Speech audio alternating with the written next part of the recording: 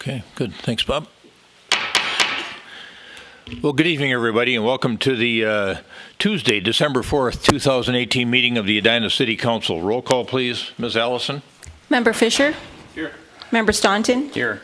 Member Brindle? Here. Member Stewart? Here. Mayor Hovland? Here.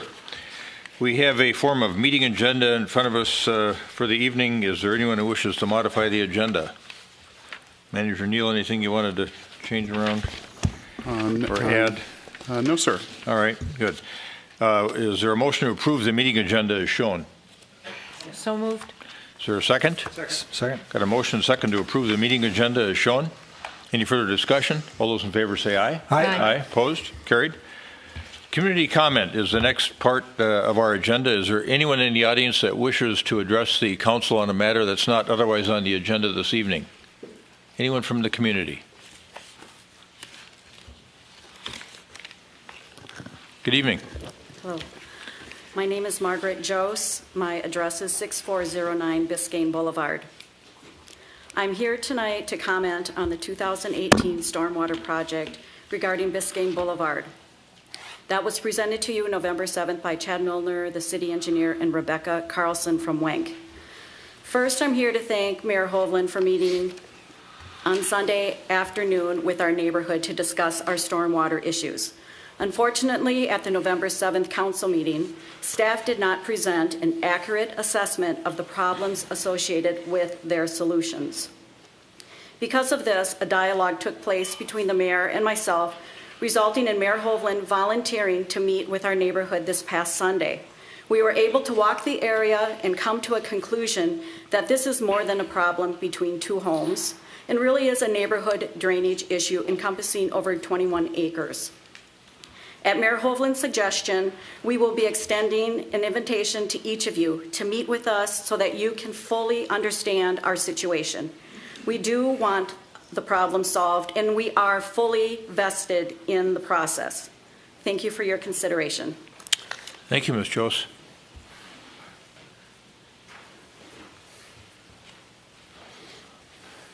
Anyone else wish to address the council this evening?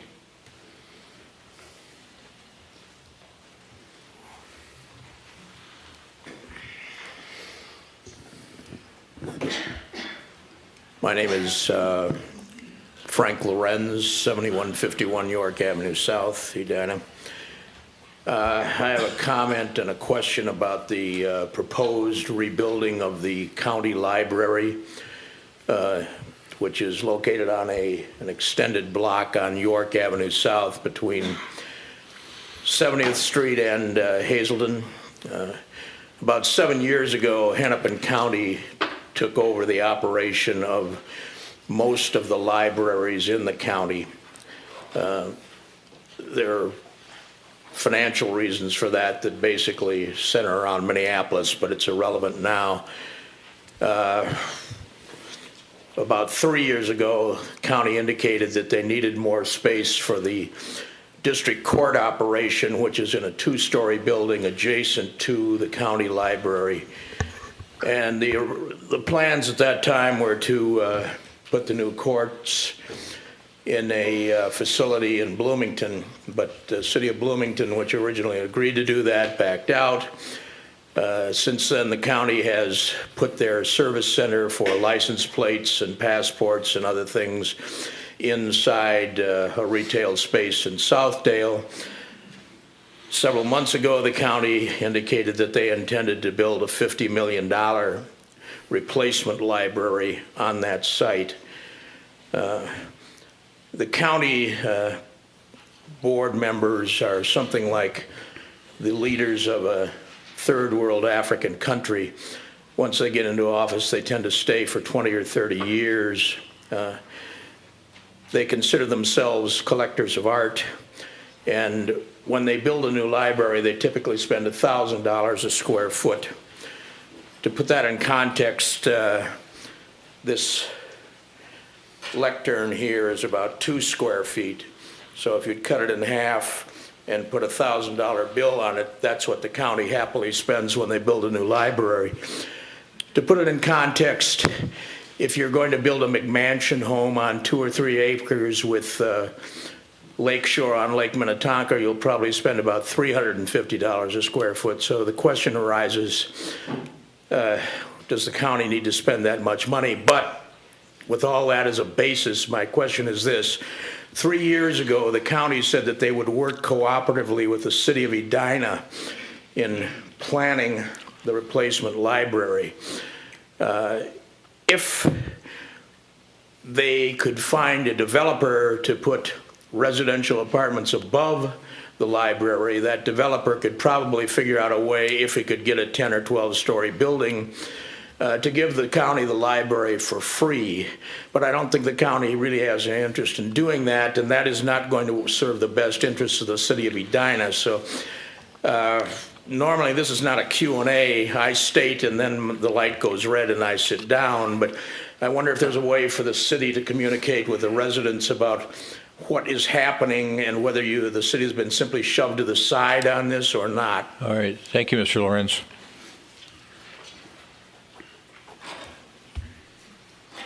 Anyone else wish to come forward and address the council on a matter of concern to them? Okay. Seeing no one coming forward, we'll move on to the next portion of the agenda, which is the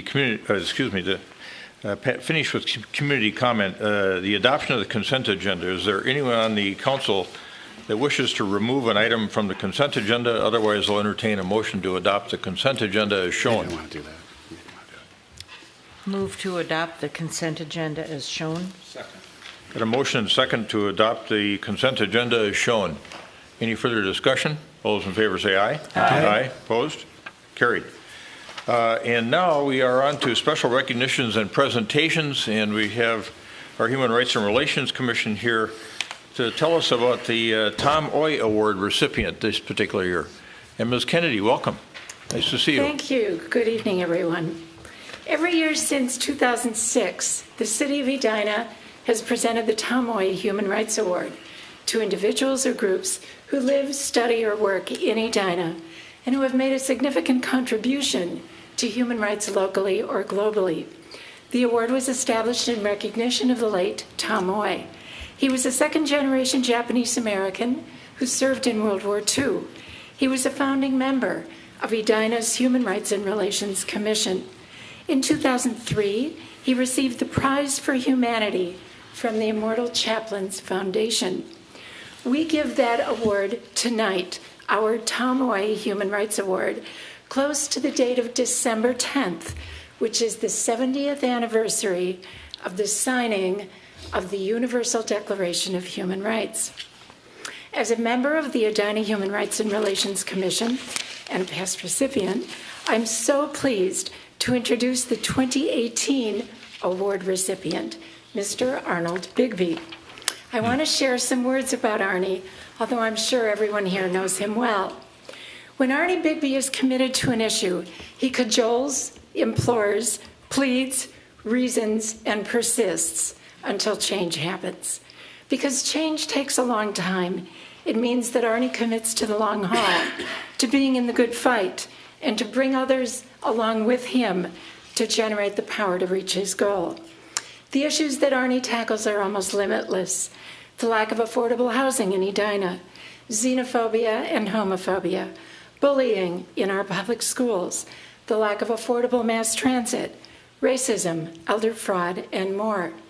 And his advocacy takes many forms, serving on boards and commissions, including the Edina Human Rights and Relations Commission, for 2 terms, 2 years of which he served as chair, the Minnesota State League of Human Rights Commissions, the Race and Equity Task Force, and the boards of many civic and faith organizations and foundations, including the Red Cross and the United Way.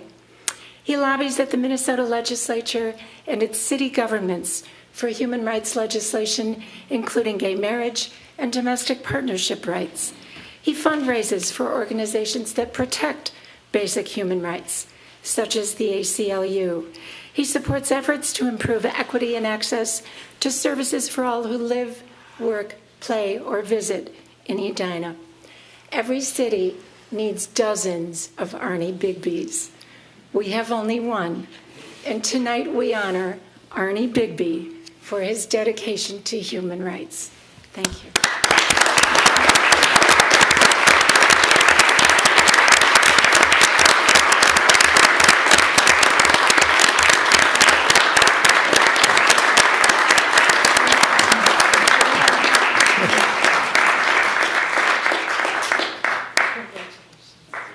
Arnie, would you care to come to the podium and say a few words? Well, of course. You can catch me with many ways, but very seldom speechless these days. What the people in the audience need to know is that, you know, this is always a team effort. A lot of people, some of them are here tonight, but most especially I think the people sitting in front of me now, because having been a homeowner here in Edina for 14 years and getting a little bit bored with being retired, I got active in some things, and I got a lot of encouragement from these leaders, and they gave me a license to do what I do, and I'm so appreciative of that, because that becomes the wind underneath my sails, along with my wife, Barbara, and a lot of other people in the community, my other family members, my daughters, who do a lot to encourage me in doing what I'm doing. So thank you. Great. Let's get a photo here. Y'all Sure. come down.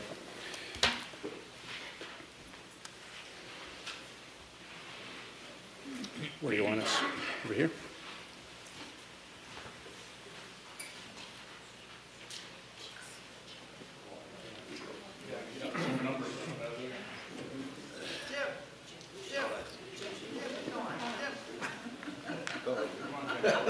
This Jim.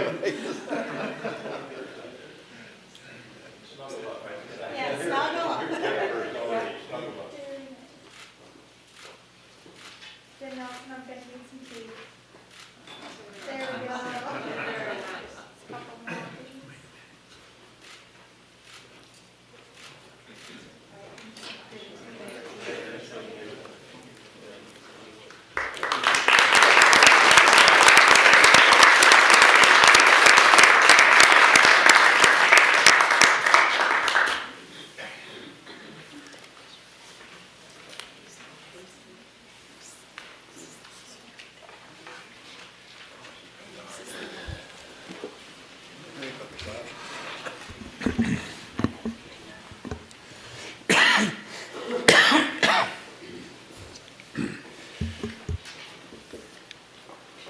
Well, folks may have noticed as they look down the dais, down to my right, that Deb Mangan isn't here this evening. And for those of you that did not know, Deb has retired, and Manager Neal has a person he wants to welcome to the position formerly held by Deb Mangan, and talk a little bit about Sharon Allison. I do. Manager Neal.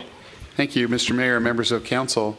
The city clerk is a position we've been talking about over the past couple of months as we have kind of wound down our time with Deb Mangan and her 23-year career here.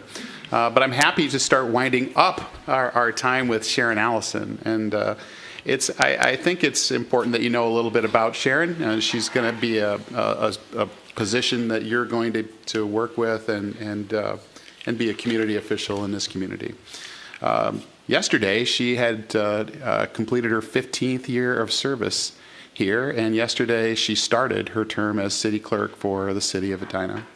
Over that past 15 years, she's been an office manager and involved in a number of administrative positions in public works and engineering. But about a year ago, we brought her, and she agreed to come to City Hall and work in the administration department with the idea that she would transition into the city clerk position eventually when Deb retired, and that happened as we all know last week. So we're happy to have Sharon in this role. I think she's going to be outstanding. She's been training and learning. She had the opportunity to work directly with Deb Mangan for the past year, and learning kind of the ropes of what it takes to be a city clerk, and we're excited to have her on board. So welcome. Yeah. As are we. Thank you. Sharon, welcome. Yeah. All right.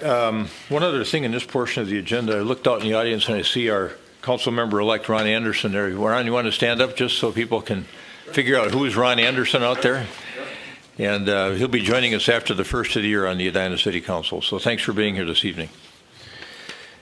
And that concludes the special recognitions and presentations portion of the agenda. We will now move on to public hearings. We've got 5 public hearings this evening, and the first matter we have is going to be presented by Casey Casella, our City Management Fellow. Casey, welcome.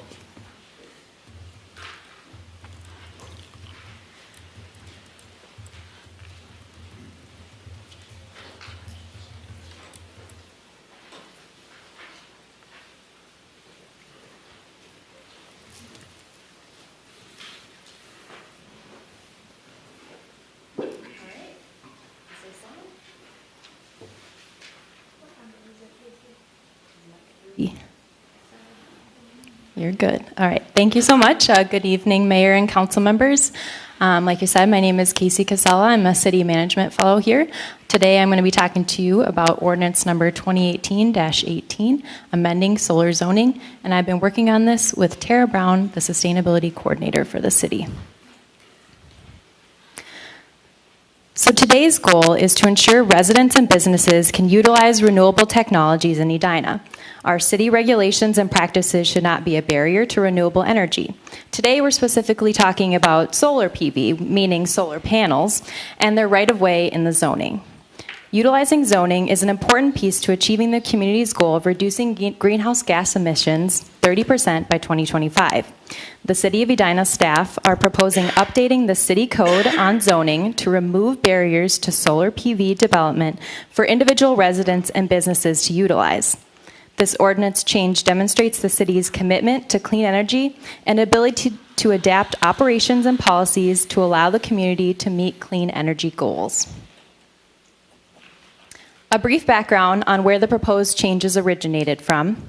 Soul Smart Program is a national program that helps cities streamline zoning and city inspections to remove barriers for businesses, individuals, and city facilities to utilize solar. Staff has accomplished many of the recommendations and the actions outlined in the Soul Smart program this year. For example, building inspection staff worked to create a solar permit inspection checklist to streamline and provide transparency in the process of obtaining a solar permit. Staff has also worked on communication of solar options to individuals, creating a specific web page for individual solar, and provided resources and options and education about solar options. Through the city's involvement with the Soul Smart program, national experts from the Solar Foundation sent the City of Edina a zoning memo in July outlining areas for improvement to the city's zoning code to remove barriers for solar development. The review process with the experts from Soul Smart and the Solar Foundation ensures that we are meeting a high standard with this proposed code change. The City of Edina Planning Department used the memo to draft recommendations that are before you in the ordinance amendment today. Thank you to the Planning Department staff, Carrie Teague and Chris Acker, who have been great partners drafting this language and moving the ordinance through the process. So there are three distinct proposed recommended changes today. The first is regarding a definition of a solar energy system. This definition helps establish a clear foundation with an inclusive and comprehensive definition that will prevent future misinterpretation.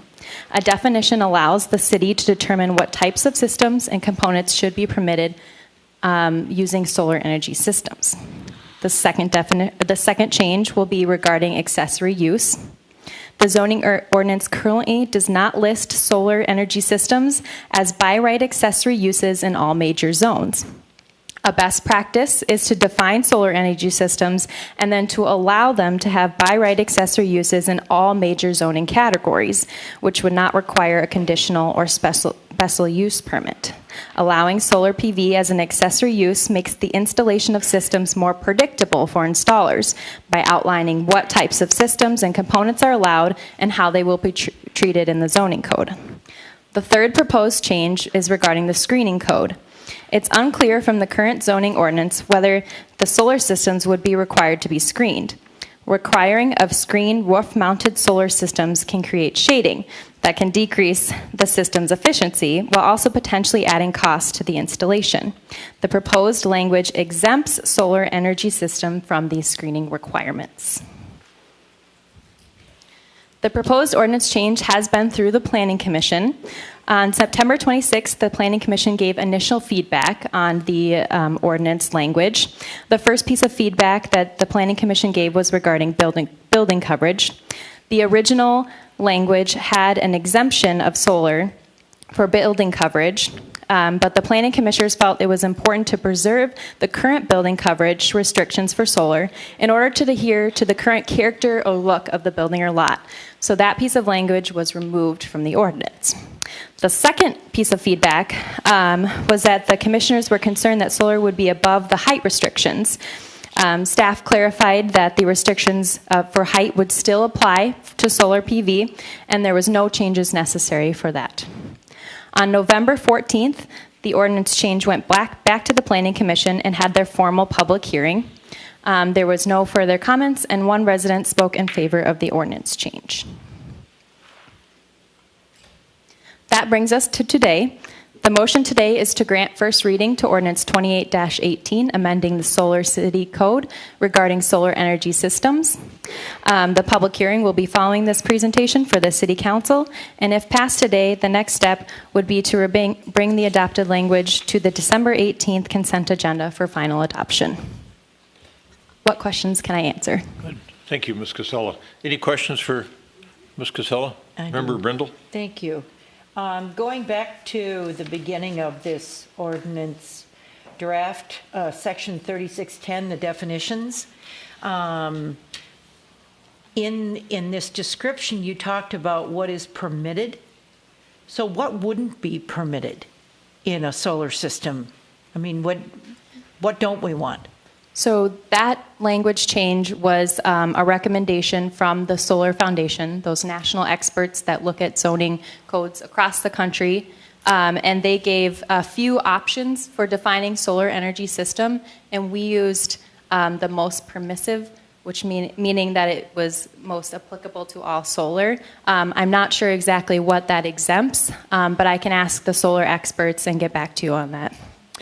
Okay, so the final sentence, solar energy systems may generate energy in excess of the energy requirements of a property if it is to be sold back to a public utility in accordance with the applicable laws. How do you prevent a solar panel from collecting solar energy if the needs of the property have already been met? I guess I don't understand that statement. Yes, thank you for bringing that up. In the Planning Commission, this also came up, and the definition was tweaked slightly about that, were the applicable laws to specifically mention the Minnesota laws. But currently, right now, a solar panel individual user can sell back their excess energy to public utilities. Right. And that's just saying we're accepting that fact. Does that answer your question? It's just, I mean, it's a very ambiguous statement because I guess it's assumed that, and my next question goes on from that because I am aware of people that are buying these huge capacity batteries and they drive electric cars. And their purpose for doing this is to charge the battery in order to charge their car off the grid. Are we preventing that by tying the solar energy that's generated to what is needed by the property, by the home? To my knowledge, no, but I can check back if that's something that's not in this current definition. Yeah, I would not want to prevent that. Okay. Because that is someone doing something creative and probably something that in the future others will begin to do. But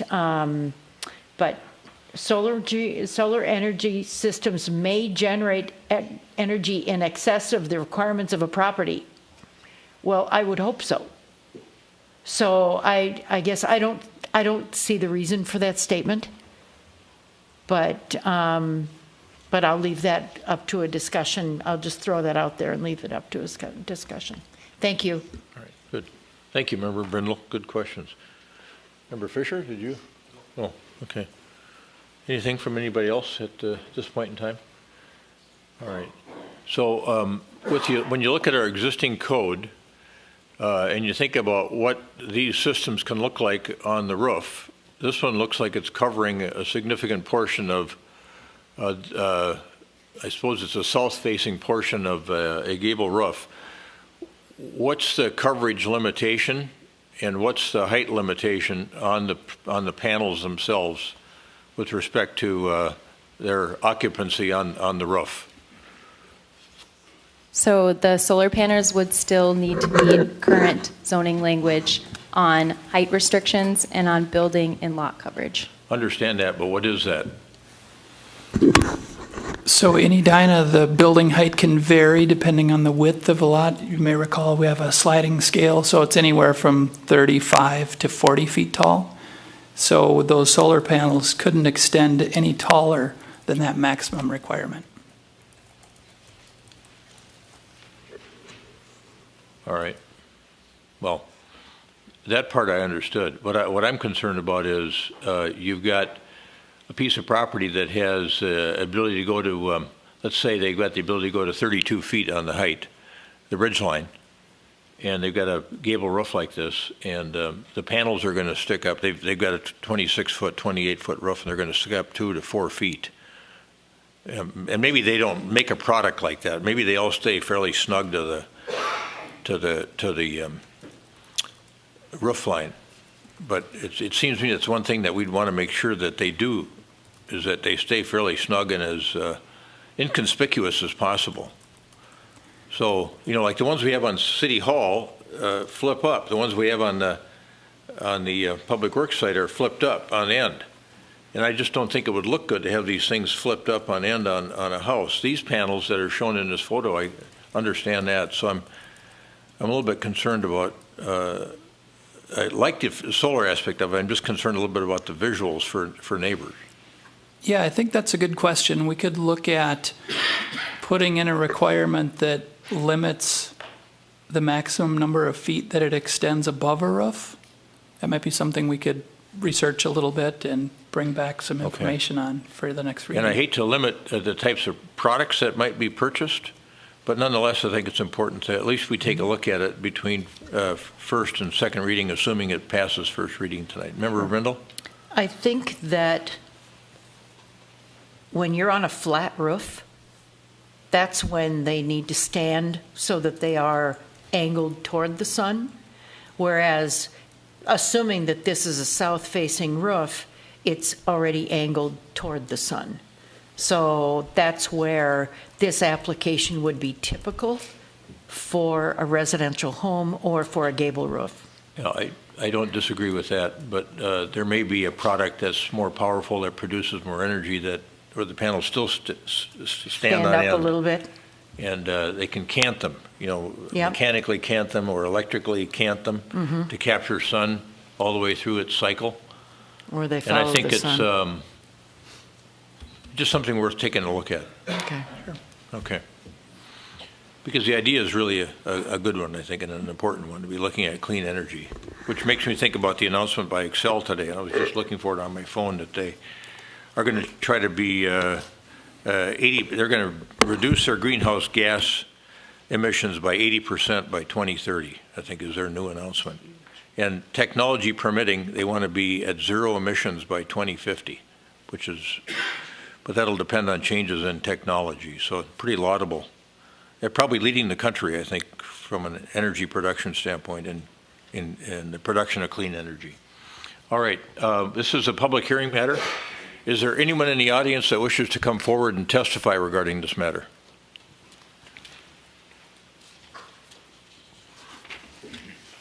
Good evening. My name is Carolyn Jackson. I live at 5716 Continental Drive here in Edina. I currently serve as chair of the Energy and Environment Commission for the city.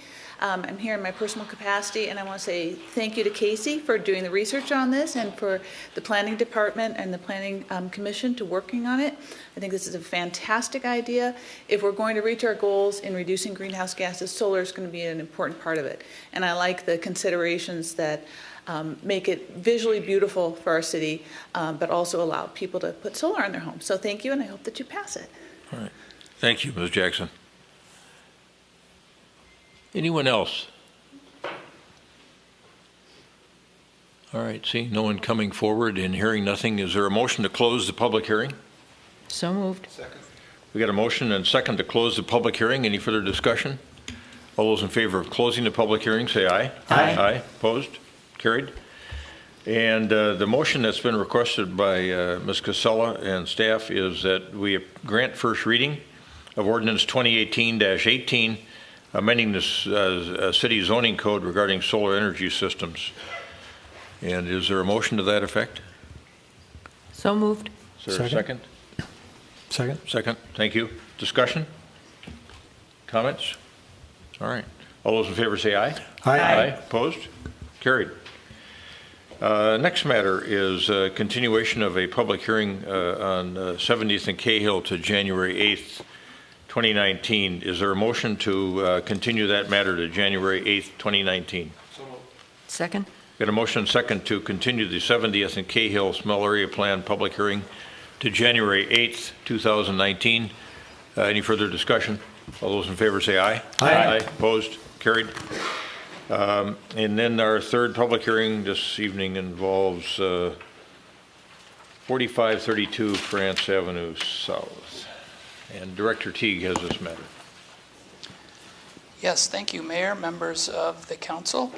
So before you is a request for a rezoning, site plan, and a number of variances.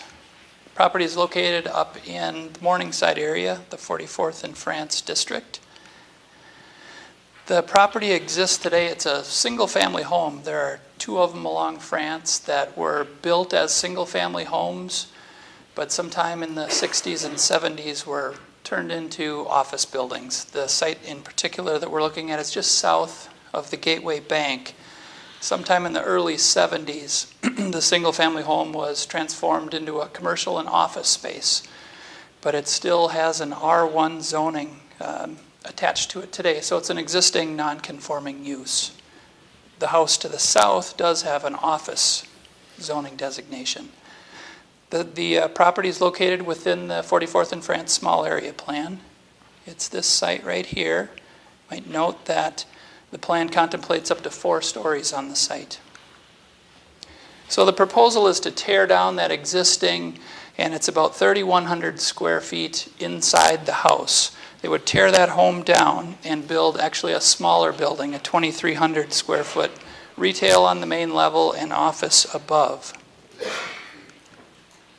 You may recall back in the spring, they did go through sketch plan through the Planning Commission and City Council. At that time, they were proposing a much larger building. It was 10,000 square feet.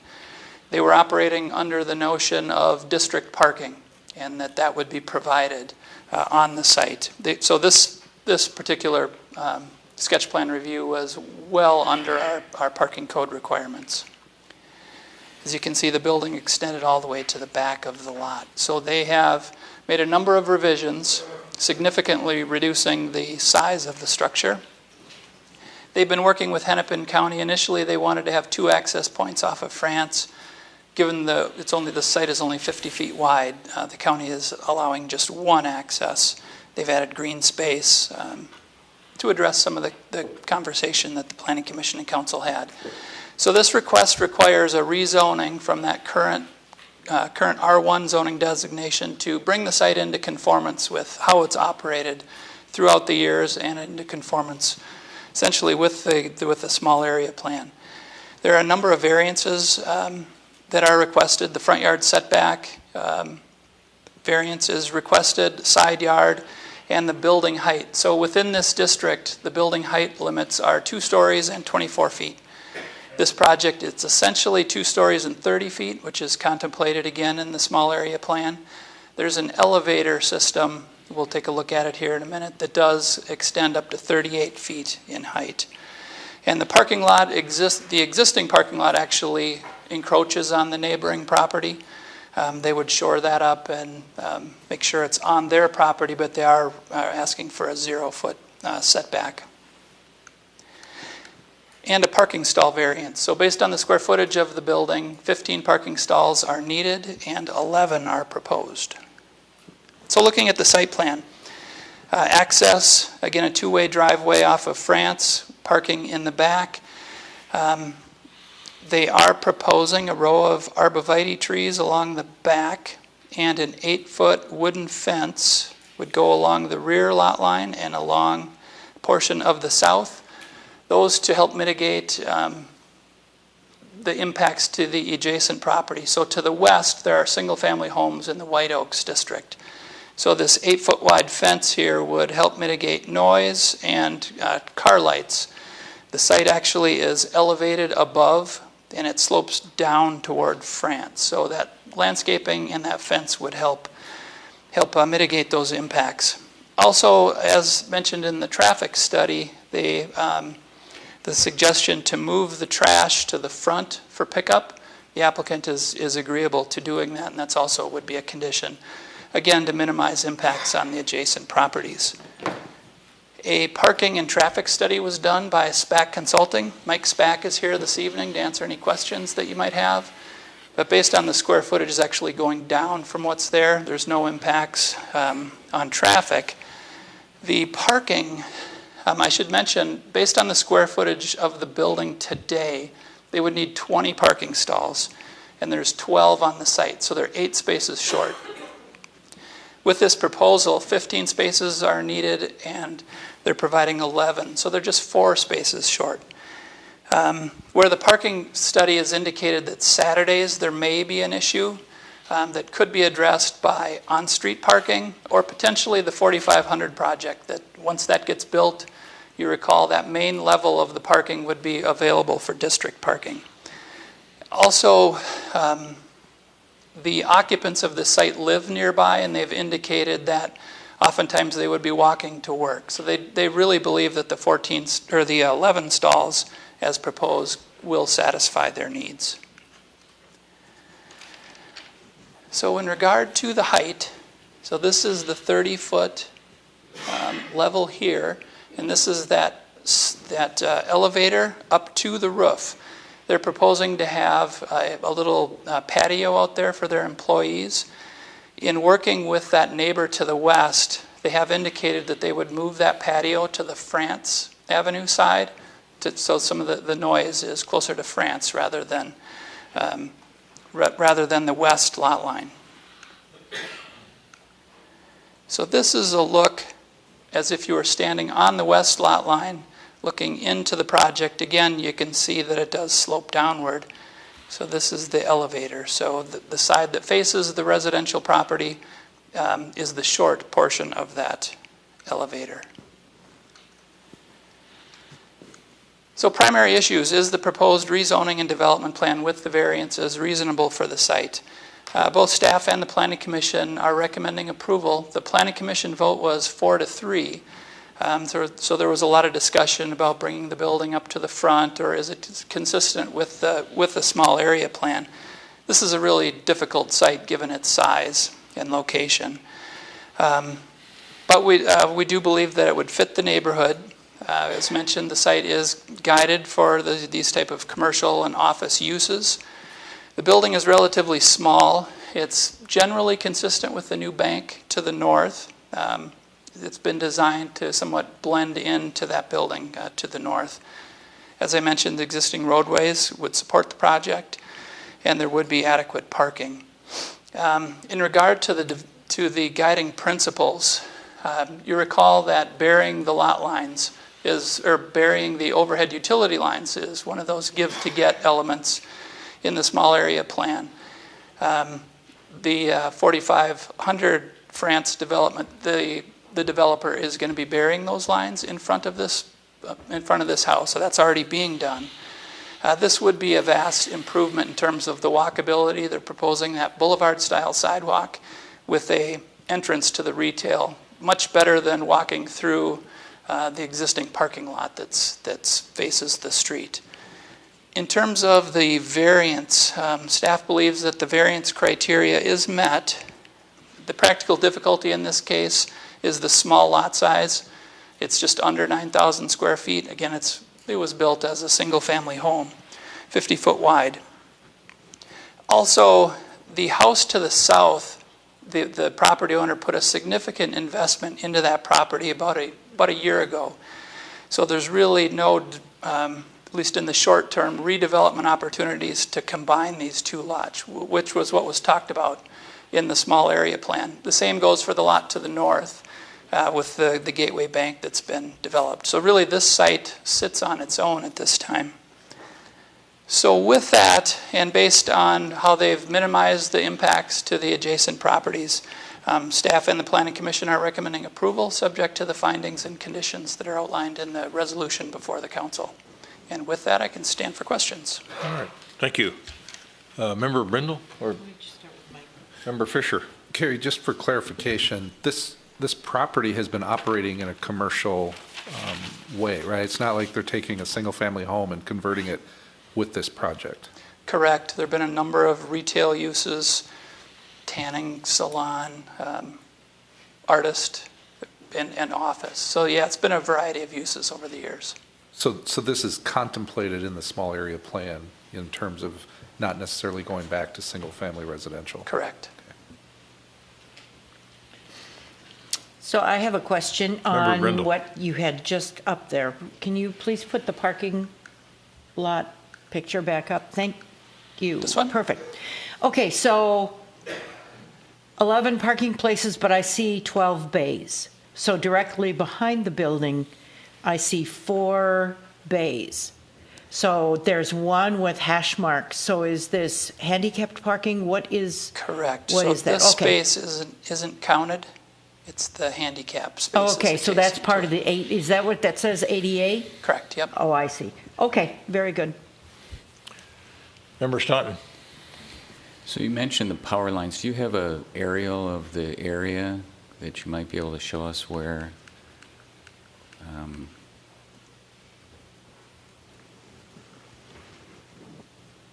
Thought we had. Let's see. Yeah, there you go. Maybe in one of those. Can you give me a sense of where they? I know it. Well, correct me if I'm wrong, but my understanding is, per the 4500 project, that was going to bury power lines from the Durr building south, and how far south is the question? My recollection was it would go even beyond this property, Down to there. just to the property to the south. Has there been any change in that? Is there still? Not that I've heard. Okay. So that's still planned as part of the condition of that Correct. project? Yep. Okay, thank you. Oh, one other Yes. question. You mentioned, we did get a communication from the neighbor to the west, the residential neighbor to the west. It sounds like there's been some conversation since that email. Can you fill us in on what, if anything, has transpired in terms of the communications between the neighbor to the west and the applicant? Yes, so both staff and the property owner have reached out and met with them and walked the site. So that's where the 8-foot fence came in. Initially, we were thinking that the arborvitae would satisfy the screening noise. But then when you think about really how close that is and the noise that might be generated, it's really the combination of the two would help minimize those impacts. And also, from my understanding of the applicant meeting with that resident, they've agreed to move that patio to the France side of the site, and then that moving of the trash up front is also a result of those meetings. Okay, thank you. And is that reflected in the resolution? The part that's not is the location of the deck or the rooftop patio. So that could be a condition that's added. Member Stewart. Thank you. One of the other issues that was, or questions that was asked in that same correspondence Member Staunton referenced was regarding tree canopy. Are we likely to lose some of those mature trees that are on this site, and how many of them, and Yes. what will the result be? Let's see, we'll go back to the aerial. Well, it's difficult to see, but it's essentially in this corner here, there would be some tree loss. It's my understanding that the property owner has offered to do some potential planting on that adjacent property owner's property to help fill in some of that. Okay, and then with respect, the fact is that this building and the two to the south of it have all been used for non-conforming uses for quite a long time, it seems to me. The building immediately south has already been rezoned. So it seems to me that at some point we should identify this for what it is and rezone it, but is that not what we're going to do tonight at all, right? That is what we're doing. Oh, that is what we're going to do, okay. Because and then the third building, has it already been rezoned, or Is that something we should contemplate? There are just two single-family homes. The one to the south that was just significantly remodeled about a year ago, that already has the office zoning. Right, the one immediately south. But The one the one immediately to south. south does not yet have And offices. that's a single family. Oh, It I'm might sorry. even be a duplex. I thought that one was also Yeah. commercial use. All right, I don't have other questions. Thank you. All right, so with respect to the arborvitae shown in the drawing here, would those be embodied within the approval that deals with the final landscaping plan, which is your condition number 2? It would. Okay, so we don't need any separate, more specific language regarding the arborvitae. So then Correct. you've got 12 conditions in here along with the planning commission. What was the language of the one you suggested we think about putting in? That the rooftop patio be relocated to the France Avenue side of the building. Okay.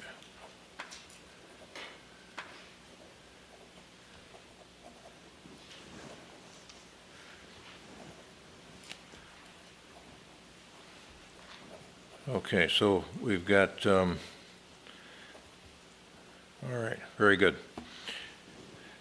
This is a public hearing matter. Anyone else on the council wish to inquire further of Director Teague? Okay, let's go to public hearing. This is a public hearing matter. Is there anyone in the audience that wishes to approach the council and discuss a matter of concern relative to this project or make an inquiry regarding this project? Yes, sir.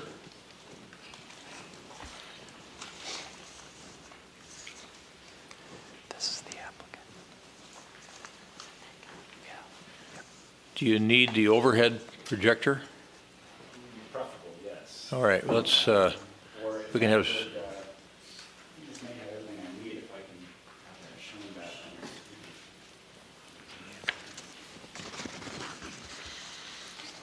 This is the applicant.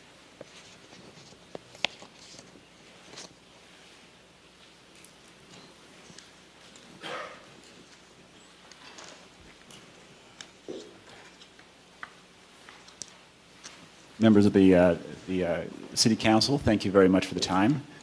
Mr. Teague, thank you for your time. We've been working with the property owner would you for give us your about... name, would you give us your name and address, please? Matt Byers, architect with Plaid, P.O. Box 184, Stillwater, Minnesota, Minneapolis, or Stillwater, Minnesota, excuse me. We've been working with our client for about a year on this project. You've seen us earlier this summer in a more of a sketch plan review of a much larger building. We've waited patiently for the small area plan to develop, reacted to that, came before you earlier this summer with a much larger building that required quite a bit of parking.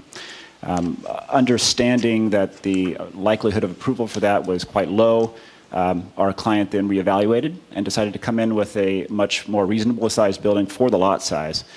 I wanted to just point out a couple of small comments. One of which is the size of the building is actually bigger than 2,300 square feet. The 2,300 square feet is the gross floor area, which would be used for the parking counts. The floor plate of the building is about 1,500 square feet. Now the basement, lower level, is storage and so forth, so that wouldn't be counting in the gross floor area. But the first floor and the upper floor are both about 1,500 square feet. So it is bigger than the existing home in terms of overall square footage, but in terms of gross floor area, which again is used for the parking count, that is correct in that it is smaller. I wanted to address also the fact that the roof deck has always been at the front in facing France Avenue, and what is in the rear, which is shown. I don't know if, oh, there we go. Your mouse is working Yeah. now. What is shown in the rear here is a green roof system, and we've always had that in the back, facing to the west because of the concern for noise to the neighbor. And really, this is really only for the business, the employees at the business to use as a break area. So we've always located the roof deck area towards France to help mitigate that. Our client and I met with the homeowner that was concerned to the west yesterday and did agree to the client has agreed to provide a landscape allowance to help replant some of that understory on their property to help further mitigate noise and the potential for headlights coming in. The owner is a local resident living not too far from the project, a few blocks. They're a successful business owner in a different area in France, in Edina, excuse me. And they are really looking forward to bringing their expertise to this area. They have 4 active tenants currently in the building, and look forward to having a vibrant mixed-use building as an addition to this area. I'm happy to answer any questions. Right. I think that's about my time. Thank you, Mr. Byers. Questions for Mr. Byers at this point in time? All right. Thank you. Is there anyone else that wishes to testify to the council regarding this matter? All right. Hearing nothing and seeing no one coming forward, is there a motion to close the public hearing? Second. We had a motion second to close the public hearing. Discussion. All those in favor of closing the public hearing, say aye. Aye. Aye. Opposed? Carried. Carrie, you've got a couple of action items here. One is a motion to adopt Resolution 2018-127, which is the resolution approving a preliminary rezoning and a preliminary development plan for 4532 France Avenue. That's where the conditions are attached. And so if I correctly wrote down the 13th condition, it would be that we could add rooftop patio relocated to the France Avenue side of the building. Is that correct? Or I guess it's not relocated according to Mr. Byers, but it's been there all along. Rooftop patio shall be on the France Avenue. Okay. Would anyone care to make a motion regarding the resolution 2018-127 with the additional 13th condition that we just discussed? Could I maybe, before we move to that, ask a question of the applicant with respect to, I watched the Planning Commission meeting, there was a lot of discussion and debate, really the 4-3 vote, and Carrie, correct me if I'm wrong, was a function of a lot of hand-wringing about whether to bring the building to the front or not, and how that complies with the 44th and France small area plan. Sure. And relevant to that, I know the owner spoke to it at the Planning Commission. Perhaps it's a good time for him to explain to us the consequence to the operation if you pull the building to the front and put the parking in the rear.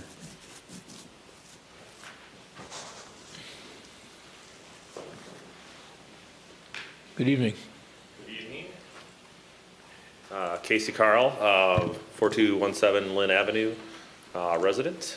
So to answer the questions and I think to kind of recap the Planning Commission discussion, I think there was probably 2 major, I think, discussion points. One was the proximity to France in terms of building location, and whether we should pull it all the way up is according with the small area plan, or how far back it should be set. And so probably 2 major factors there. One, and I think what you're getting with your question, was around retail, which will be the usage of the building, making sure that we have some parking available in the front to really deliver on the impulsive nature of just retail in general. And it will have significant business impact if we had no parking in front of the building and had all the parking behind, which would be what would be driven by the small area plan, without having any street side parking on the west side of France, would have significant business impact. So we think we found a good happy medium of providing some in the front of the building, but obviously the majority still behind the building, which will be for employees as well as some of the customers as well.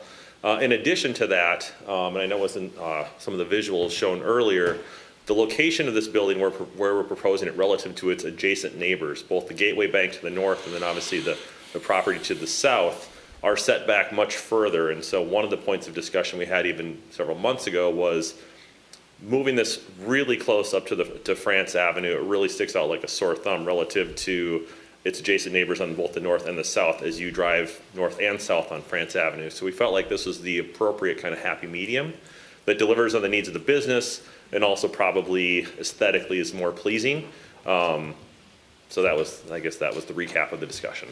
And so you're saying now the way it's set as you're proposing is even closer to the street than the properties on either side, or is it roughly lined up with them? No, it's closer. I think we've got, I don't know if there's, I have no visuals with me, so, but Matt does.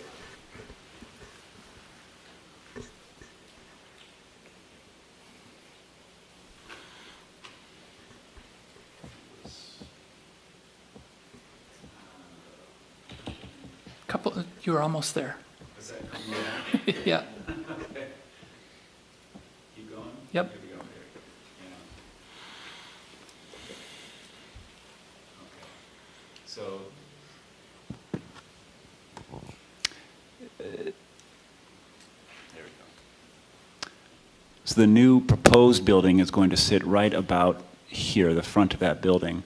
And so it is further, it is closer to France Avenue than either the property to the north or to the south of it. It almost looks from this like it's pretty close to the one to the north, or is that an old photo that's not?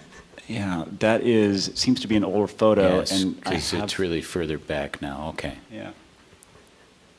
So as, That structure is actually still there. Is it? And it is about a 35-foot setback, so Yeah. it's just a hair back further so than this. those are roughly the same distance from They this, are. from The front. new addition where the bank is, that's got about a 70-foot setback, so that's quite right. a bit further back. Okay.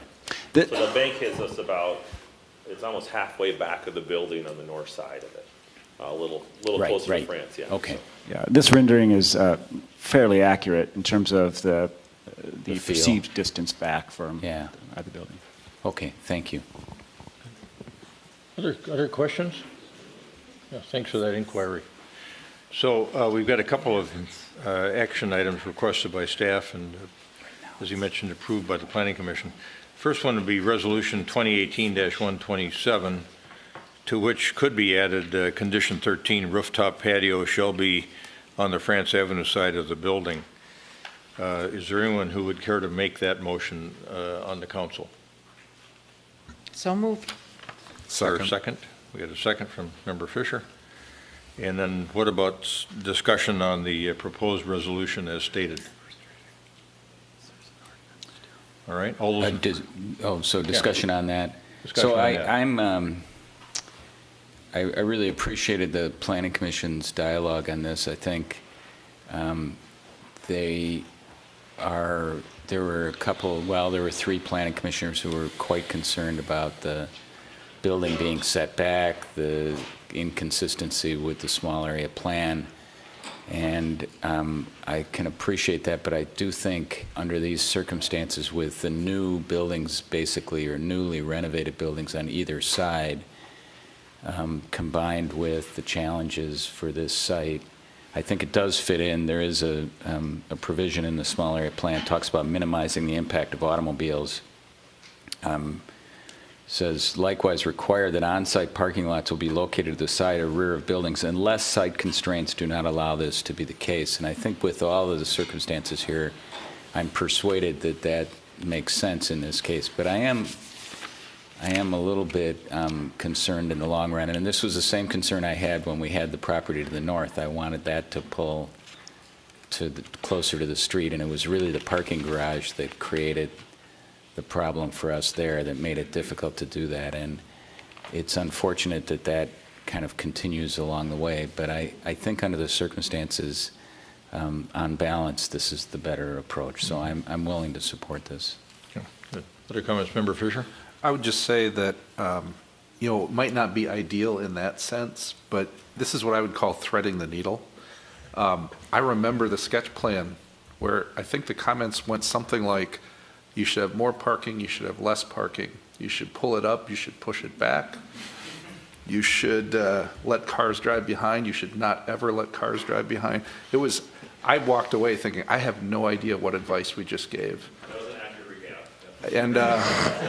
recap. And I'm sure it was that way at the Planning Commission as well. And I think somehow you put something together here that I think is going to work. It may not be perfect, but I think it's going to work. Member Stewart. I agree. I think it will work. And I think you've pretty successfully threaded the needle. I think the key modification was being more modest in your ambitions in terms of the size I thought it was going to be very difficult to have anything the size of what was originally proposed. But yes, even though parking still doesn't quite meet the requirement, it's an improvement by 4 spots from what's there today. So part of my calculus on this is thinking about the existing site, the existing building, the existing use, and sort of understanding we're not grandfathering in what they're doing, because I think that falls well short. This is an improvement. It doesn't make it perfect, but it makes it better. The building itself is a little bit modern compared to some of the other things, but again, we don't really do aesthetic things here so much. But also you do have some ADA compliance issues that are being addressed and some other things. I'm delighted that you've met with Mr. Kavanaugh and figured out, putting a privacy fence in, moving the trash pickup to the front, and then addressing the tree issues. I think that shows a real intention to do what's right as a good neighbor, and so I appreciate that. So. Good, thank you. Member Brindle. I have a couple things. I want to acknowledge that there is a stormwater system being installed as part of this project that is important to us. It's also important to adjacent neighbors. My guess is that this cistern, which will be buried underground, allowing stormwater to then seep into the ground and ultimately and back into the aquifer, is going to be able to handle stormwaters that flows onto this property from neighboring properties. I wouldn't doubt that a bit. So one quick question I have is the fence along the back and around the back, is that going to leave a gap for stormwater to be able to flow freely from across property, since it doesn't know where property lines are? So is there a gap for water to flow beneath the fence? Byers. Please.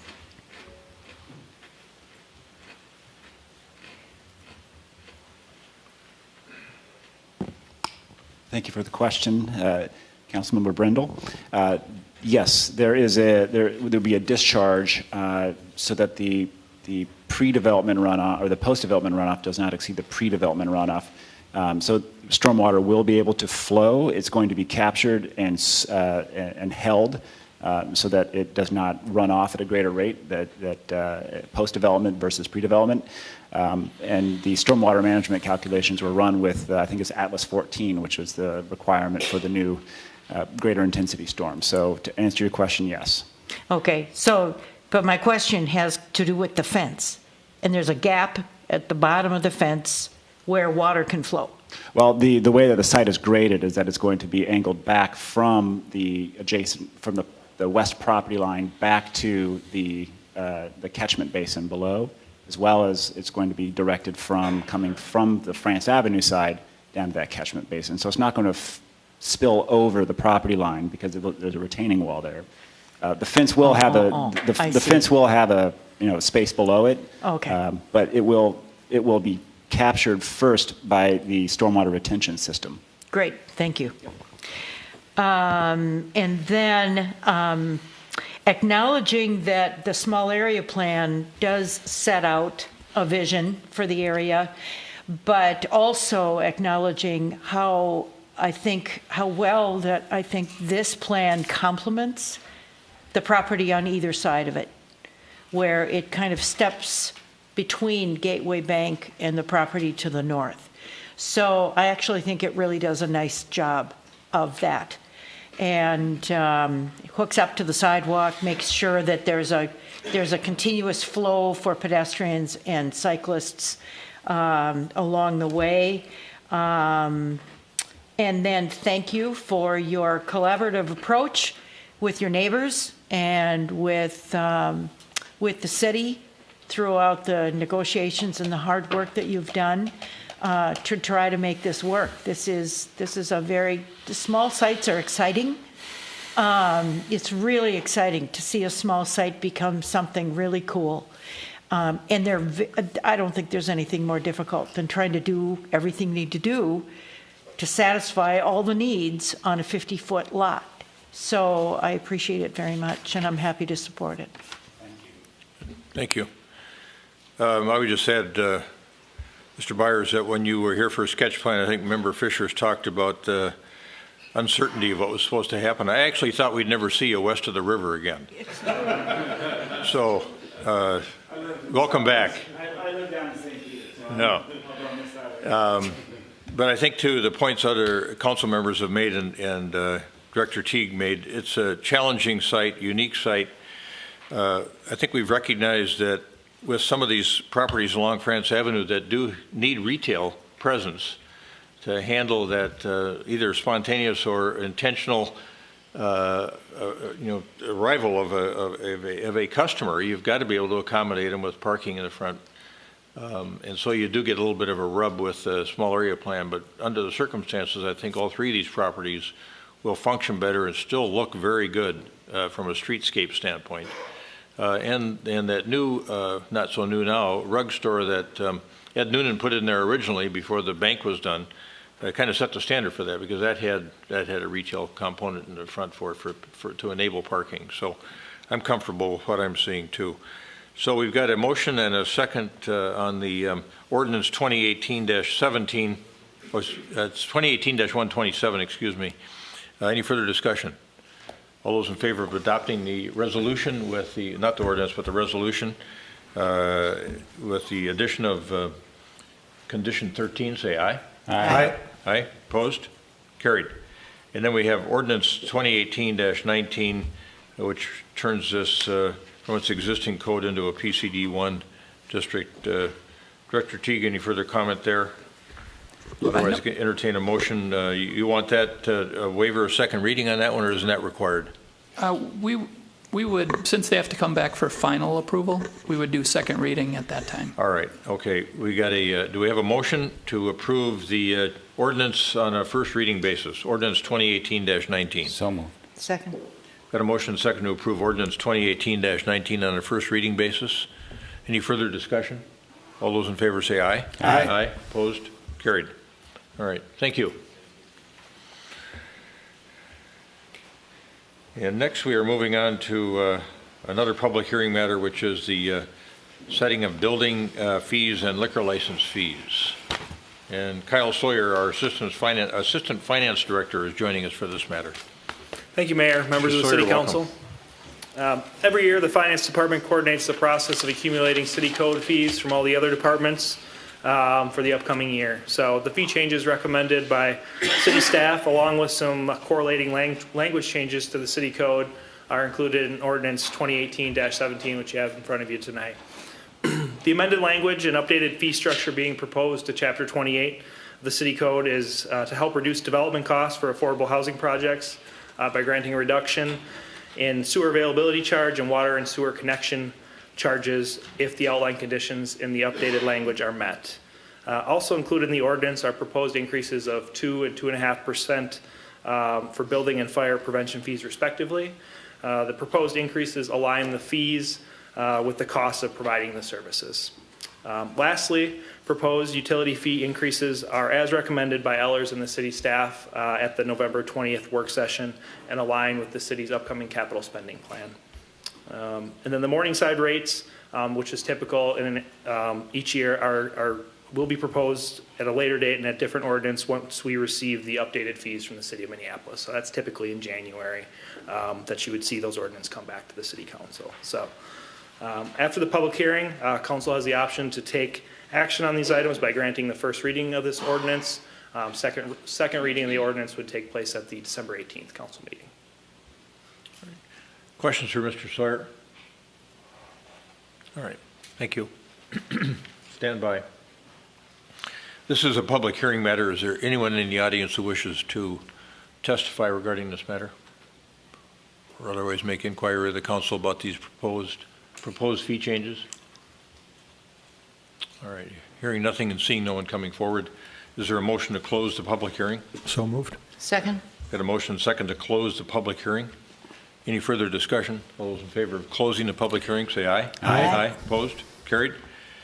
And this proposed ordinance change is embodied in ordinance number 2018-17, Director Sawyer is suggesting approval on a first reading basis. Is there anyone that cares to make that motion? So moved. Second. Got a motion and second to approve ordinance number 2018-17 on a first reading basis. Any further discussion? All those in favor say aye. Aye. Opposed? Carried. All right, Mr. Sawyer, we'll look forward to seeing you one more time on that matter. Thanks for that succinct presentation. And next, Don Urim, our Finance Director, has the next public hearing matter, which is setting the 2019 tax levy and potentially adopting an operating budget. Director Urim, welcome. Mayor, members of the City Council, thank you. Looking forward to giving the budget presentation this evening. So tonight you have two actions before you. The first is to approve the 2019 budget and the associated levy for Pay 19, as well as the approval of the 2019 through 2023 capital improvements plan. I have a brief agenda. I'm going to talk a little bit about the budget. I'll discuss kind of the work that we've done on the 2019 capital improvements plan. I'll do a brief presentation on the 2019 budget and the associated levies, and I will complete my presentation with some tax comparisons. All right. Mr. Urim, would you, as a foundational piece of your presentation, would you also tell folks when we started our work on the budget? I will certainly do that. That's part of the presentation. All right. Thank you. So just briefly, Edina has a fairly significant budget. The overall budget is $125 million. You know, on one side is the governmental funds, which is primarily the general fund, debt service, and our construction fund. And then we have our enterprise funds, which include the utility fund, our liquor operation, as well as several park enterprises. We have a fairly substantial budget and work plan process. So it's really broken down into two separate pieces. The first is a strategic policy piece, which starts with Vision Edina. Two pieces of that include the comprehensive plan as well as the capital improvement plan, which is being presented to you tonight. And that flows more into the implementation plans, which includes the operating budget, which is again up for approval tonight, citywide performance measures. And I know that the council has been working on commission work plans. Staff has been working on department work plans, which is currently in the process. So it all flows down into kind of what drives our budget. We have a biennial budget process, which is really a two-year budget process. So in the first year, we focus on kind of the updating the budget. And in the second year, we work mostly on the budget. So they kind of offset. Like this year, we spent the majority of our time working on the capital improvements plan. And last year, the majority of the time was spent on the two-year operating budget. As the mayor has indicated, we have a fairly lengthy process. And in a sense, we work on the budget or the CIP really year-round. So back in December 2017, the City Council approved the 2018 and 2019 budget. And that work started at the beginning of 2017. In terms of what we've done with the capital improvements plan this year, we started in April, and this continued through June. And on August 7th, we presented the draft CIP to the City Council. In September, we presented preliminary levies to both the HRA as well as the City Council.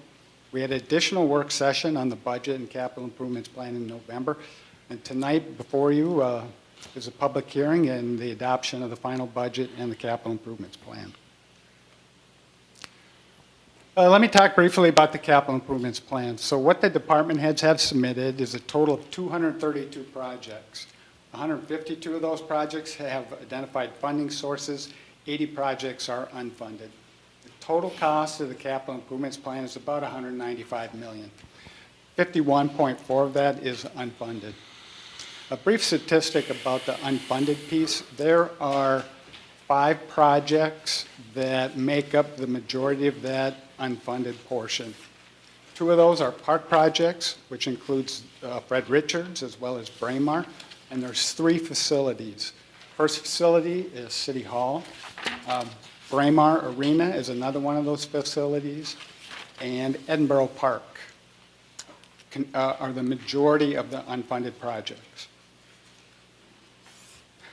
Breaking down by category, and it's broken down to the unfunded and funded, you can just see the majority of the projects that we do are infrastructure, and those are funded primarily through special assessments as well as our utility enterprises.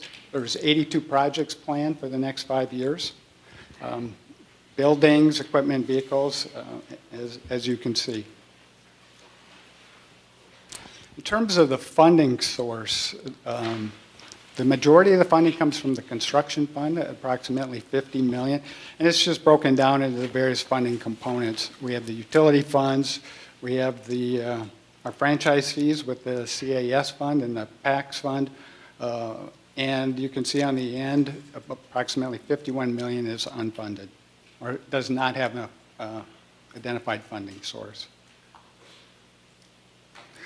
So the CIP before you tonight is based on the implementation of the approved CIP strategy.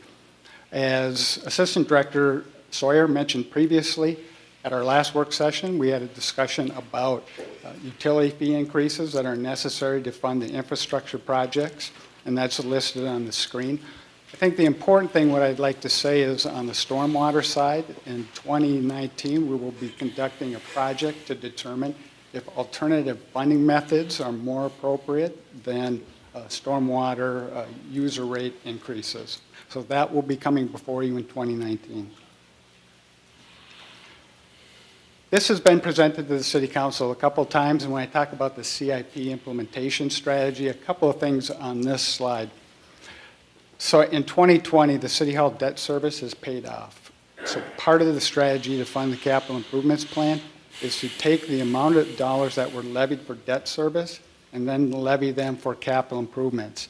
And you can see that under construction fund levies where it talks about the capital improvement plan levy, how it increases. In addition, when the Weber Woods levy or the dollar amount is paid off, take that dollar amount and earmark it for capital improvements. With that, I'd just like to move into the property taxes, and you've seen this slide. This is just a breakdown of the major components of individuals' property taxes. As you can see, the City of Edina is about 21% of the total. The preliminary tax levy increase for 2019 is 4.6%. This is kind of the breakdown of the various components. The largest piece, 4.2%, and the primary drivers of that include wage increases of 3%, a city portion of employee health insurance at 6.3%, service level changes, we're adding 4 firefighters next year, inflation, and all other changes. The rest of the changes to the increase to the levy are fairly insignificant. This is a new slide. So this is information from the county. What this does, and this is for residential properties, this breaks down the individual single-family property into the dollar amount of increase or decrease. So you can see if you look at the center of the slide, there's 4,500 properties that will, and this is for all taxing jurisdictions, there's 4,500 properties that will see an increase in overall taxes between $0 and $150. There's approximately 35% of the properties in Edina that will see no tax increase at all.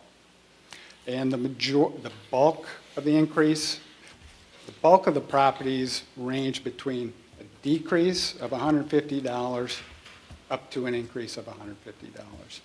So interesting information to see how the various properties are affected by the taxing jurisdictions.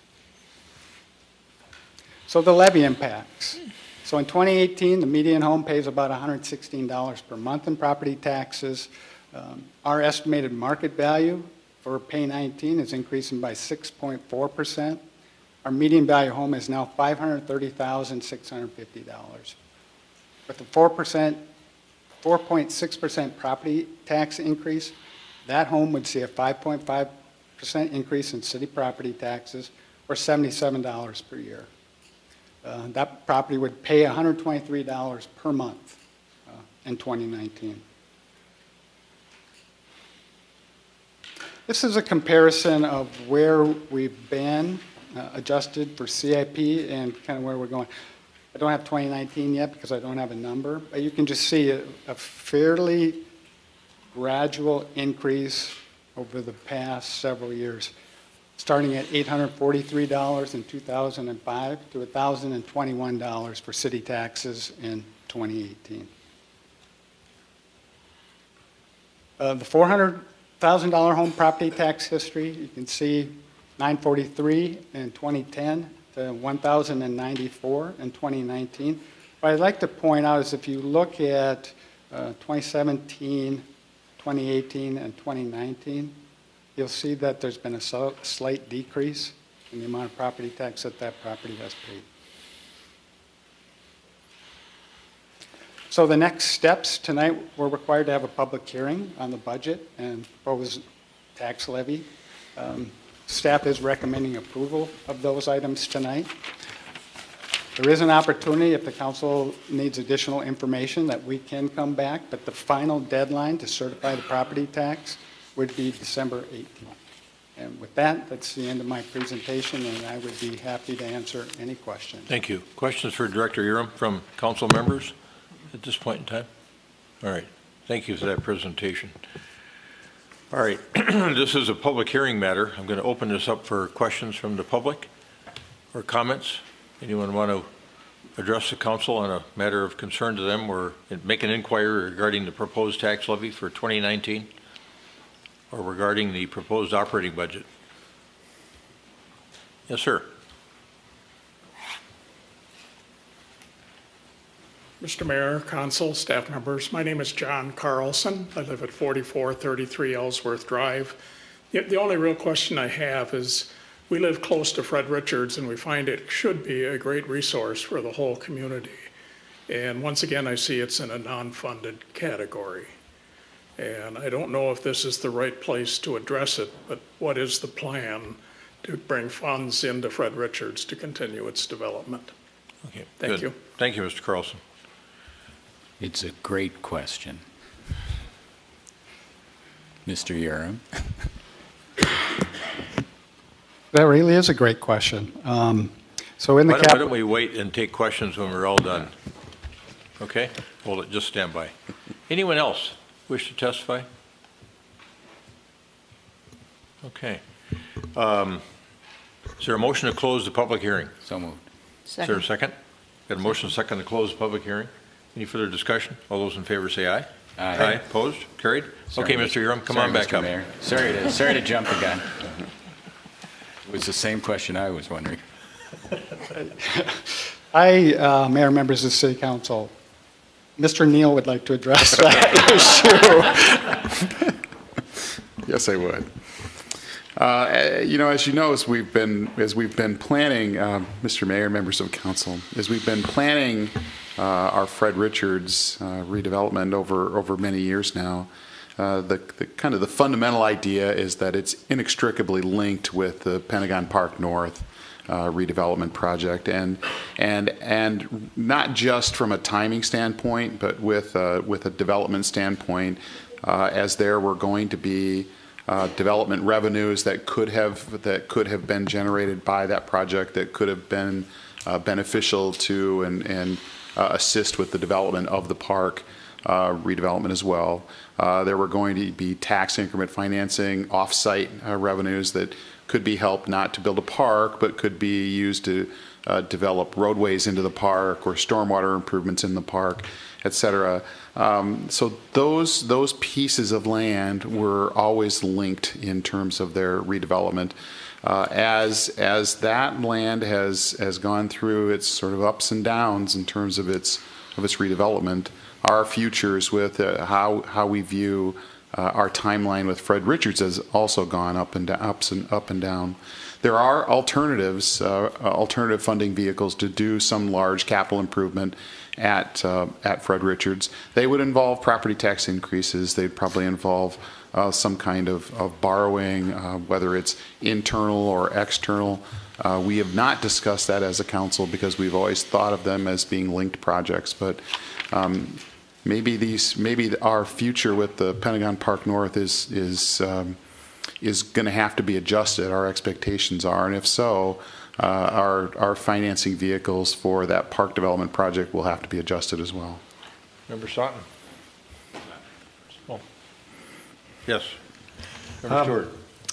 Yeah, Director Neal and I exchanged some correspondence on this very issue because I too was concerned about funding for Fred Richards, but there are a number of other projects that I'm also concerned that remain in the unfunded category. Those things include development of Weber Woods.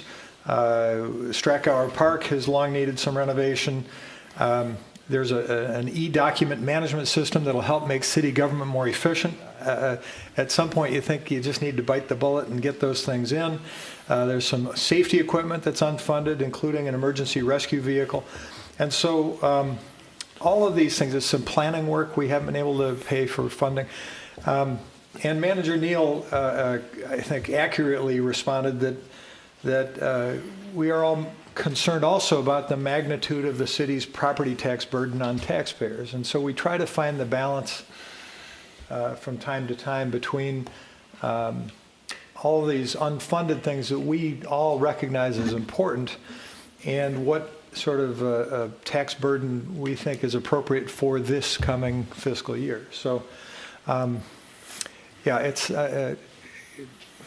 that's one of the balancing things that I think is so hard about this job, is to find that right balance, to find these things that are really important that need to get done, and at the same time make sure that we don't load them up too much now and instead try to spread some of that pain over a bit of time. So, thank you. Manager Neal, thank you. Thank you, Your Honor, and Councilmember Stewart. I think one of our fiscal weak points in our system that we've identified as a staff and as a council a number of years ago was the reliability of our sources of capital spending, our capital revenues.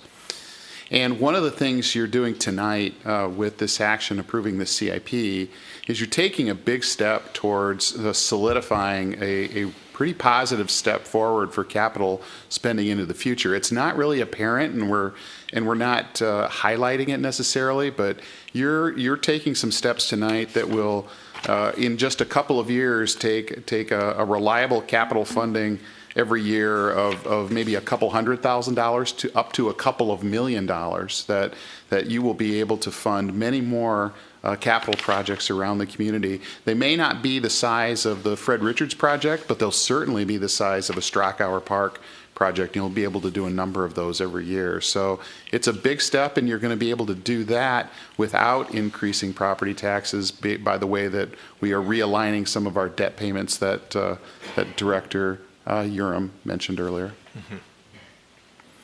Yeah, I think led by the fact that the City Hall debt service expires next year. Right. And that's $952,000 a year. And the Weber Woods payment as well. Member Stewart. No, go ahead. I just wanted to say before we close out the conversation, because this will be my last chance to address Director Urim and your staff, and candidly your predecessors too. Since I've been on the council, this is such an important thing that it's not very sexy to look at all the accounting and all the numbers and all these things, but it is the guts of our city government. And our staff has done such a tremendous job of managing the budgets, of helping us get useful information to help make decisions. And so I just wanted to take a chance to commend you, Director Urim, and your staff, and your predecessors as well, actually. Because I think the city of Edina has always been very well served by the people who do this work on our behalf. We continue to have a AAA bond rating, so we're able to borrow money at the cheapest possible rates for a municipality. And again, that's a credit, and it's a service to all of us as taxpayers. So I just wanted to say that. Thank you very much, Member Stewart. Member Stoughton. Well, the only thing I was going to add on the Fred Richards piece is to Mr. Neal's comments that part of it's financial, and part of it is we're I think a central part of our planning effort there was to move the center of gravity for the entrance to that park to the south, so that it would be an amenity to the neighbors, but the neighbors wouldn't bear the burden of being the entryway to the park. And so that is one of the reasons why that redevelopment of the Pentagon North property is so important. And we were very close with one proposal that would have given us some of that, and I remain hopeful we'll do that. But I do think that's a big part of that that discussion. Okay, good. I would just want to, thank you. I just want to add on to that a little bit. I think that was the key point for me, is that, you know, there's a bit of a, I don't want to say a formal commitment, but the understanding with the neighbors is that when we make this park the park we all want it to be, that there's going to be a major entrance from the south. And to do anything of significance in that park without having that entrance figured out from the south, so we don't start confusing people right from the start about how they're getting in there, I think is going to be a mistake. So let's all figure out Pentagon North. I agree with that, but it still is kind of one of my personal pet peeves of having this land that the city controls. It's idle in many respects, and at least we have the Three Rivers Park District Trail going through there, and so I think the park is more used now than it had been for a couple of years. So, thank you. Other questions, comments for Director Urim? Any other comment, Director Urim? Okay. You still want us to approve this? Stand behind your I stand behind my recommendation. Yeah, he does. Manager Neal. All right. We can do this by voice vote, and we need a motion to approve Resolution 2018-125, which sets the 2019 tax levy, and then also adopt the 2019 operating budget. Is there a motion to that effect? Is there a second? We got a motion and a second with respect to those two items. Any further discussion? Member Brindle? No? All those in favor say aye. Aye. Aye. Opposed? Carried. And I would also say, Director Urim and Manager Neal, I'm getting several comments from our residents that they're happy with the way their estimated tax bills look for 2019. So that's good. All right. We are finished with the public hearing portion of the agenda, and now moving on to reports and recommendations. Do we need a motion to approve the 2019 to 2023 capital improvement plan as well? Yes, we do. Thank you. Is there a motion to approve the 2019 to 2023 capital improvement plan? So moved. Second. Any further discussion? All those in favor say aye. Aye. Aye. Opposed? Carried. Thank you, Mayor. Yeah, they sneak down to the bottom of my page there. All right. All right. Thank you, Member Brindle. Sure. Reports and recommendations is the next portion of the agenda. And we've got two matters in this part of the agenda this evening, and the first matter is concerning a proposed preliminary rezoning and preliminary development plan for France Equities at 7200 and 7250 France. And Director Teague is going to bring us up to date. This is a matter that we discussed in November 4th.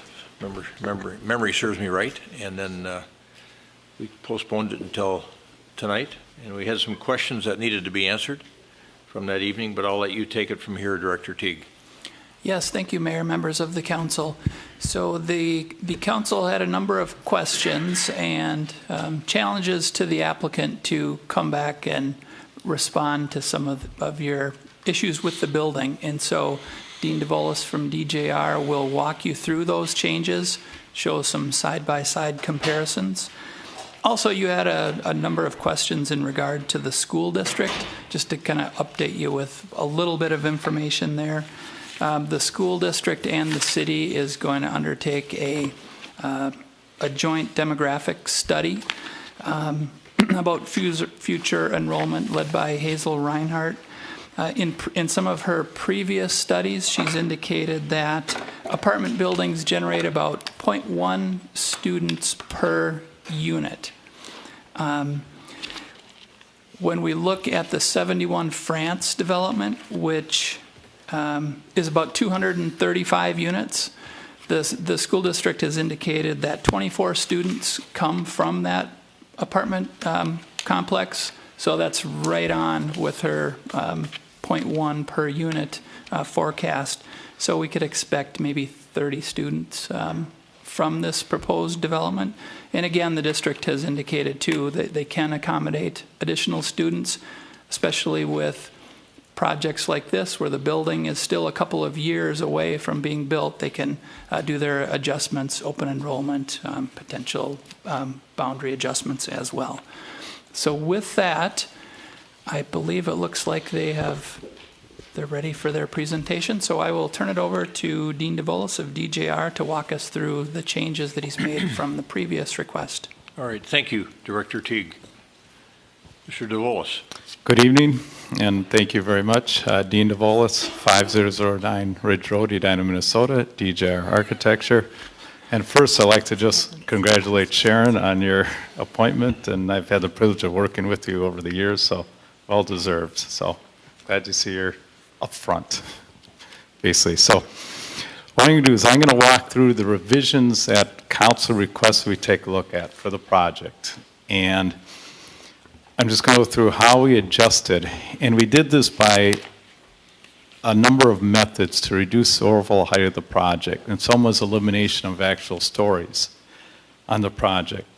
So the three primary things we did was to eliminate a story, obviously the 7th floor, go to smaller floor trusses, which reduce height, and change the concrete portion of the project from precast to post tension, which narrowed the floor heights and allowed the project to sit deeper in the site. So by measurement on the last point, while Carrie's measurements will still be 67.5 feet, the project on a perception basis will be closer to 65 because it's lowered in the site. But by official measurements, we still have to use 67, but the perception from France is 65 feet. So the first diagram shows the changes. The diagram on the left is what was. The diagram on the side is what is proposed. And you can see the little table that's addressed there where the new tallest portion of the building is now 67.5 feet. The datum, which used to be that 60-foot line that the Southwell area group talked about, is now down to 65 feet. The other portion of the project is now sitting at 45 feet versus 48. And then the apparent height I mentioned, in addition, by lowering the building within the site by changing the structural system which it stands behind. So what we've been able to accomplish is bringing the project down quite a bit. And in addition, on top of this, we increased setbacks on all sides of the project above, which really is now the 56-foot line, to hold back the 6-story in various portions. So we'll go to the next one. Can I interrupt you there just to back up to that slide? Sutton? Yeah, you want to reverse? Back up one. Thank you. So on the right-hand side, the current height diagram, when you just said increased setbacks on all sides, can you explain what you mean? So what we did is pull back more portions of the 6th floor to that 10 foot. So at the 58 or 56 line, we've set back more portions of the 6th story from the perimeter of the building. So it was 58, now it's 56? Yeah, you can see if you look to the left and right of the chart, exactly. It used to be 50, is now 56, and that's our new line. And then we pulled back from that. So the 6th story is stepped back 10 feet. The 56 is the top of the 5th story? Correct. Okay. And then what's the distance of the Woonorf on that north end? What's the width of that? That's been narrowed, and I'll show you that as I get into the sections. All right. Yeah, so as I walk through it, and I'll show you that, and I'll walk through it. Actually, while we are there, I do have a question. It says 22% of the area of the new design is 14 feet. I don't see where 22% is at 14 feet. Show me where that is. So it's everything that is, remember, that sits on a podium. So if you count the courtyards, so do you have a cursor? That's the courtyards. Okay. Yeah, here, this cursor does work. So Okay. all this, That's all what I this and wasn't all the seeing. platforms get it to 22%. Okay, thank you. So next, again, these are the views, and again, left is what was, and right is what's proposed. And you can see the old project was 79 feet, partial step back, metal panels on the upper street level, upper levels. The changes are now our highest point is, again, like say 67.5, and you can see these little red boxes point to the various points. You can understanding how it steps, understanding where the heights occur, so you can compare the little box to the left and a little box to the right, so you can see the comparison of what's changed. This portion's been eliminated entirely, which you see now here revised, and then additional setbacks, full step on the 6th floor, stone on the street level, and you see that later on, and then brick added to the upper levels, and I'll show you that specifically when you get deeper into the presentation. And then this is a view looking from the other direction, which is now looking towards the southeast. And again, using these boxes as comparisons, you can see the changes that were made. Again, limiting this, and again, the lowering of the overall building. So compare left to right to get an idea of the change. And the same notes that I mentioned before apply to this also. And then moving forward, this shows, again, November 7th versus December 4th, the changes made to the building. Stepping back the upper floor, as you see here, eliminating this taller portion here, and then these little red boxes, again, correspond to the changes as you see in the height of the building that occurs all the way around. As you look through the building, and adding the stone and brick elements in here, adding the stone, the base. So brick has been incorporated, more of it, and stone's been incorporated that gets it more closely aligned to the Southdale area plans. And again, this is a view looking from Gallagher in France. Again, same application of lowering of the heights, elimination of 7-story, increasing the setbacks of the upper floor, and bringing in stone and brick elements to the building on the same basis of that. Can you talk about where the brick and the stone? I'm going to show you that. That's So, gonna be on there, right. yeah, so I'm Would going you to hold that slide for a moment too? On Yeah. the lower slide, where you're showing that 67 feet 5 inches at the corner of Gallagher in France. Was that where it used to be 65 feet, or the existing building The is 65 existing feet? building was 65 feet. That is correct. Okay. So this is pretty much similar to what was there. Okay, next. So then here, getting started your questions of the stone. One idea, we had metal panels here. This lower base is now stone material. So that's one change that you're seeing in this area. That's occurring. Then the idea of the additional setbacks I mentioned before. So adding stone at the lowest level of the building versus metal panel. And then here to your brick sections, these are the elevations that were on top. This is what proposed.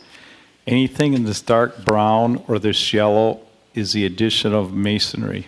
So you can see the various components being added. So we're starting to mix some materials and give a little bit more variety to the project. And again, like say the stone on the bottom. Then I want you to pay attention to this red line.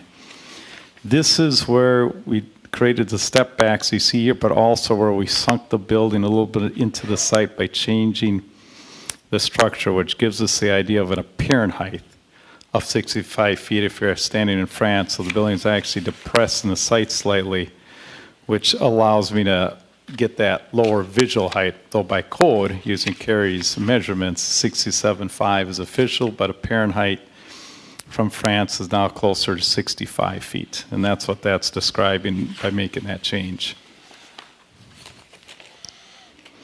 And then again, this just shows the elevations where brick has been added on the project and then stone at the base. And again, the idea of the apparent height by this red line describing that, and the addition of the setbacks. And then, there we go. So this shows, these three slides show, here's where we were at sketch plan. Here's where we were at the November meeting.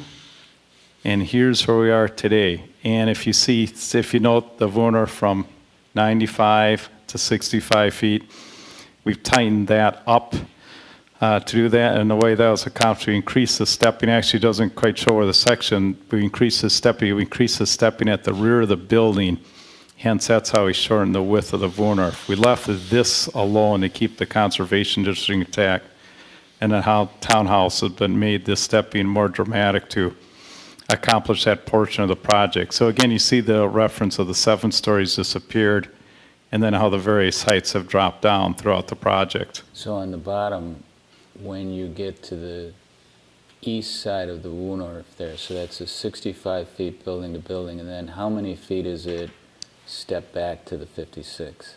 So it goes, if I remember right, and this varies because it goes 15 to 10. because this townhouse is step out. So they're not all aligned. They actually get deeper as you go closer to 72nd. They step out more. So what is 10 feet here goes to 15 feet when you get to 72nd. So this step What's the minimum? The minimum's 10. Okay. Yeah, that's So it's least. basically 75 feet from the townhouses to the 56-foot height? Yes. Minimum, sometimes more. Correct. Correct. So again, let's go to the next one. So you get the idea there. And this is before and after. This is from November where we were, and this we just took a section through the building as a slice. This had the 7-story and showed the old what we had before and so forth. And then the next one shows basically taking that, how the heights were reduced. And you can sort of see that, and particularly in here, how those changes were made with the project and that forth. So basically, in revisions, and I'm going to go through the fly-through because I want to make a couple of points, but the key things: eliminated the 7th floor, which was at 79 feet. Lowered the 6th floor from 69 to 67.5. Lowered the datum line, which the South Oak Group referred to, from 60 to 56 feet. Increased building stepping by 20%. Full 10-foot setback along France and the corners. And that's really should say everything above 56, because that's our new reference point, as opposed to above 60. Added 25% masonry.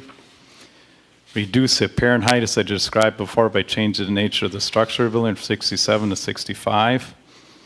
Along that, and then how these were accomplished, and what I mentioned before, reduce the joist heights, which normally are 24 inches to 18 inches. So using shorter spans, we're able to go to less height on the joist while maintaining the 9-foot ceiling height, which is critical because that goes the issue, and Councilperson Rendell brought that up, of maintaining the quality of the project, because once you drop below 9 feet, it changes quality and attitudes of projects. So we really want to maintain. And that also cost of the project, but it's one-time cost, so that's something we can work through. And then the other part, on the concrete portion, which is the underground garage, is level minus P2, level P1, and first level retail. It went from precast, which is, if you've seen a precast building, it comes out like a set of Legos, Lincoln logs and stacked up. When you go to post-tension, which is part of that site, you can reduce the floor height considerably from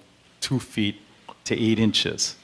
And so that allows the building to sit lower in the site and thus change the apparent height how it's appeared. And then finally, the last thing, we took the retail height down from 16 to 15. Still works, but that's a minimum to make retail or medical office markable on that level.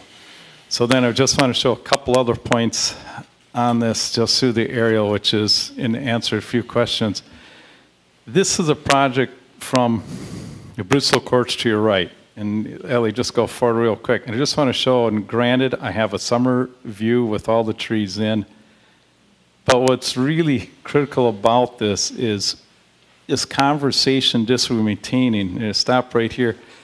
Yes, in the winter we will lose the leaves, but the density of the trees will still provide cover. And what's much more apparent from the neighborhood is really the housing that you see in the middle, which is really related to the Byerly's project versus our project itself. Now as you move closer, in getting to now across Lamar Lane on the left, now you see the project when you really get up to the Wohnhof, which is at this point. And that's why that conversation district is really a critical piece, and we plan to plant some pines into it to also, evergreens and so forth, to help increase what I call winter screening at the perimeter. I don't want to affect the interior of it. And the other thing Ellie's just going to focus on is just to show you where we made those changes in terms of setbacks. So I'll go to the France Avenue elevation real quick and just pull out and take a peek at that if you can. Excuse me. You can get up above and just show that. Is the changes where we set back the building further, reduce the upper story, and if you go out, you can start seeing the dark portions where we've added brick in this middle portion, or at least taken a cursor stone at the bottom. So we started to mix up the materials more to create a little more variety and interest within the project. So in conclusion, what I hope council looks at is they look at the totality of this project in terms of what it does when looking at South Florida guidelines in terms of environmentalism, it's stormwater, solar panels, affordable housing, the public places that are being incorporated, the connectivity that's within it, the stepping, and yes, maybe we're 10% higher on height, 67 versus 60, but we step more at the other end towards the neighborhood and emphasize the wonderful and creative. So, the word is look at all the aspects, because we worked within those guidelines where push or pull them to make a better project, like increase the stepping at the back, put more mass in the front, and made more public green space and connection through this to really emphasize it. So with that, I conclude and stand for questions, and thank you. So just one other question on this datum that you keep referring to. So that's the top of the 5th floor, basically, Correct. which now instead of 60 feet is 56 feet. Correct. And then you do your step back that goes another 12 Yeah. feet above that, Correct. or 11 and a half feet above that. Yep. But at least 10 feet back. Correct. Okay. And then 67 to the highest point. Okay. Mr. Mayor? Yes, Member Fisher. Quick question. So could you talk a little bit about the material that looks like vertical wood grain, and it's a pretty predominant material? Sure. Ellie, could you hold this for a second?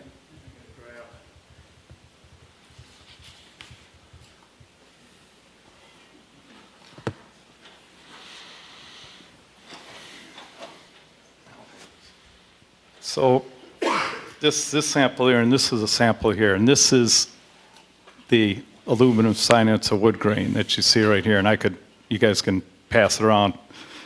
Actually, why don't you walk it up to them so they can look at it.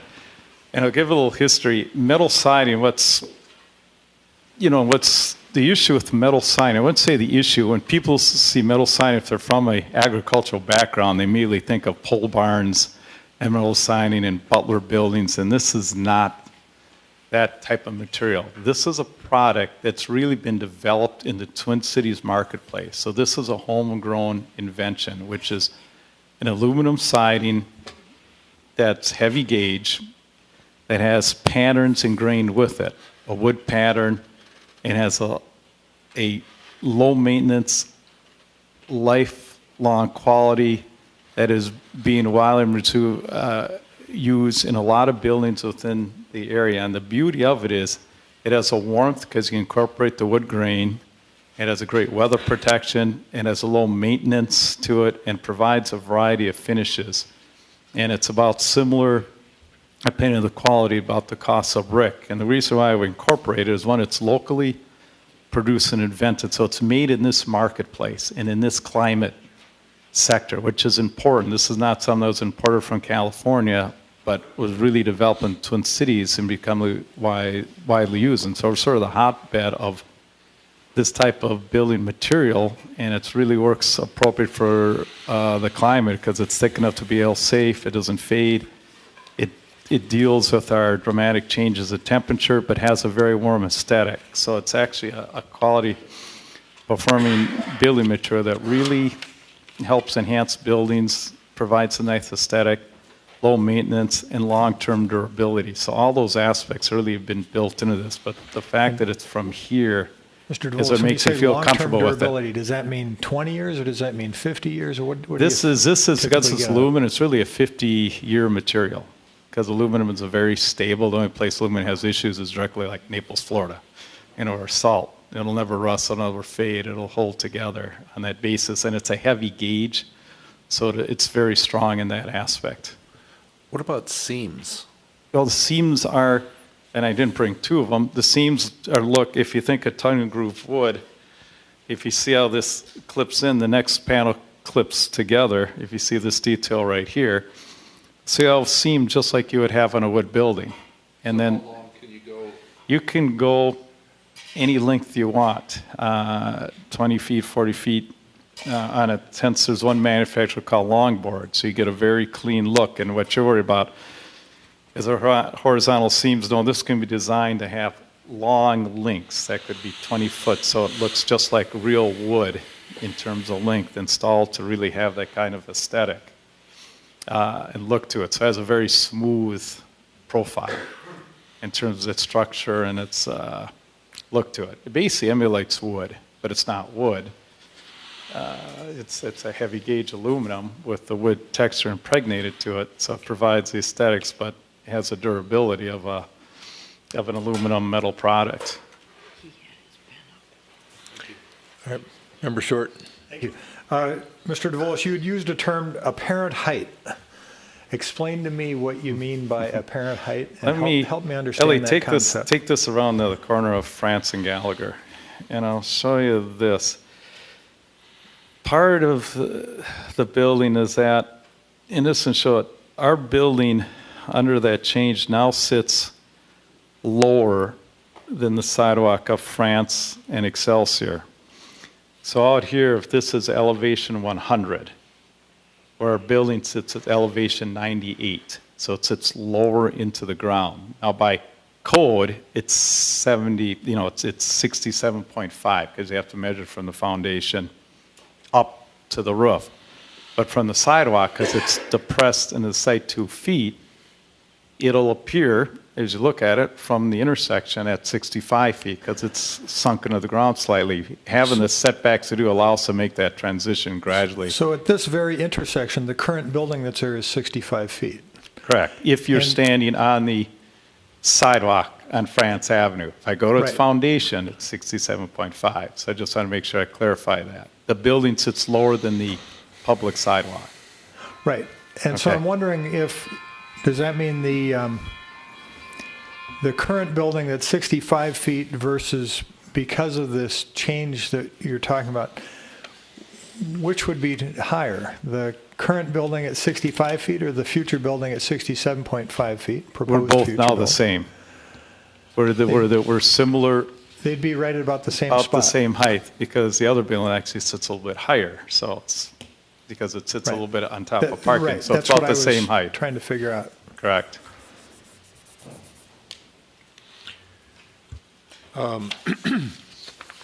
One comment you made, I just wanted to follow up on. The Saltdale plan, you were talking about the Saltdale plan. From what I could see in your presentation and the changes you've made, it looks like, and the representations you've made, it looks like you've followed the Saltdale plan except on the height, which was coming in at a guideline of 60 feet on France Avenue. You're 67. Correct. Other than that, are there any other variations from what we've seen so far from the Saltdale working group? Yeah, and no, because we've added more masonry, more stuff, which is our request. The open space, the width of the Wiener, yes, it varies a little bit off 65 feet, but we wanted to intentionally give it some variety, the connectivity, smaller blocks, the energy issues, setbacks, development of outdoor spaces, basically follow all their guidelines, including the datum. It's, now we're at 56 versus 60. So I'd say there is no more exceptions on it except for that 10% difference on height, 67 versus 60. All right. I met with some of the neighbors in the Cornelia neighborhood on Saturday morning, and one of the questions that I received as we were ending the meeting was, is it possible that there could be a combination of retail and office/medical uses here? And I think they were thinking, like a 50-50 basis. You've got about 30,000 square feet of retail, I think, or at least retail or office. Could some of that be medical? Correct. Ella, if you want to pull away a little bit. And the assumption is yes. We were assuming that the retail, which I call retail, let's say the commercial use on Gallagher was going to be medical office, because that's not as a primary street, so assumption that portion would be more medical office oriented, and that the retail facing France would be more retail, or commercial facing Sandsburg retail. So the assumption was about 20,000 square feet would be medical office, primary facing Gallagher, it's a little bit more quiet street, and that 30,000 facing, I should say, yeah, it's 10 and 20, sorry, I misspoke, facing France and more retail. So, and that may vary a little bit. It may be 50-50, it depends on the tenant, but the assumption is that Gallagher would be medical office and the France elevations would be retail commercial. And that sort of matches the market and gives a nice balance between active retail and more what I call passive retail or medical office. So, yeah, so actually it was planned from that basis from the beginning to have that kind of mix to it. Okay. Other questions or comments from council members? Member Fisher? I just want to see if I can bring it up here on my screen again. So I want to be clear that about $1 million to change 2 feet of height. Yep. And that's the cost of going to the pre-tension or Yeah. post-tension. And that was provided by Weiss Construction. I had them price that difference to make sure I was being accurate about those numbers. And then reducing the joist heights in floors 2 through 6, if I'm reading this right, it's about 6 inches per floor. So are we getting, is that 5 floors we're talking about? Or The floors 2 through 6, because remember my roof of the retail is post-tension concrete. So it's floors 2, 3, 4, 5, and 6. So 2.5 feet there, so total 4.5 feet for 1.5 million. Correct. So if you recall, I asked at the last meeting, what can you do, what's feasible to reduce the height? And I'm just trying to... So this is what's feasible. What I can't do, I can't eliminate the 6th floor, because that eliminates 45 units. And the pro forma goes negative. If you remember, we did that consortium as part of a community on pro forma. It was about a month ago. Actually, it was the day after the November meeting. I can't get there, and not even close. And even if I try to get there, I destroy all the stepping and elements that really make this project attractive. So it just works negative on the pro forma and works negative on the aesthetics. What those costs, $1.5 million, it's a one-time cost, that could be amortized. But when you lose units, and we've taken this down from original we had from the sketch plan, can't get that money back, can't make it work. So what you're seeing is the best effort given all the criteria I'm working with to try to make this project fit within or really honor the guidelines and speak as close to them as possible. All right, thank you. Thank you. Member Stoughton, did you have another question? In terms of the amount of brick, especially on the France Avenue side, why not more of that? I mean, you put some brick on. What was the decision-making about why not to do more brick on that side? Some variety, because we have all stone at the base now. And part of it is these wings that are, the longboard want to have more of a lighter look. And so we wanted to have a little more mixed material. So I'm worried about if I get too material monochromatic with the building, it'll start looking too much of the same thing, because you're dealing with a whole block. In this case, we divide it in 2 block stretch. So we want to keep a variety of materials at metal panel, stone, brick, stucco that had a nice mix to it. And so brick is used as accents in some areas, is used more as a solid material to really just break up the masses and give it a variety that has some richness to it, but not as all brick. Because you imagine this thing all a solid brick, I think would be too much, too heavy. This gives a mix and a lightness to it that I think works with the overall architecture of the project. And what is the material that's neither the panel nor the brick? This is the stucco, the lighter color material. Thank you. One of the issues that was raised with me on Saturday morning was a preference among some, maybe all, of the folks I met with for medical office. And you talked about that as a possibility if this isn't going to get approved tonight. You wanted to vote one way or the other tonight. Correct. Up or down.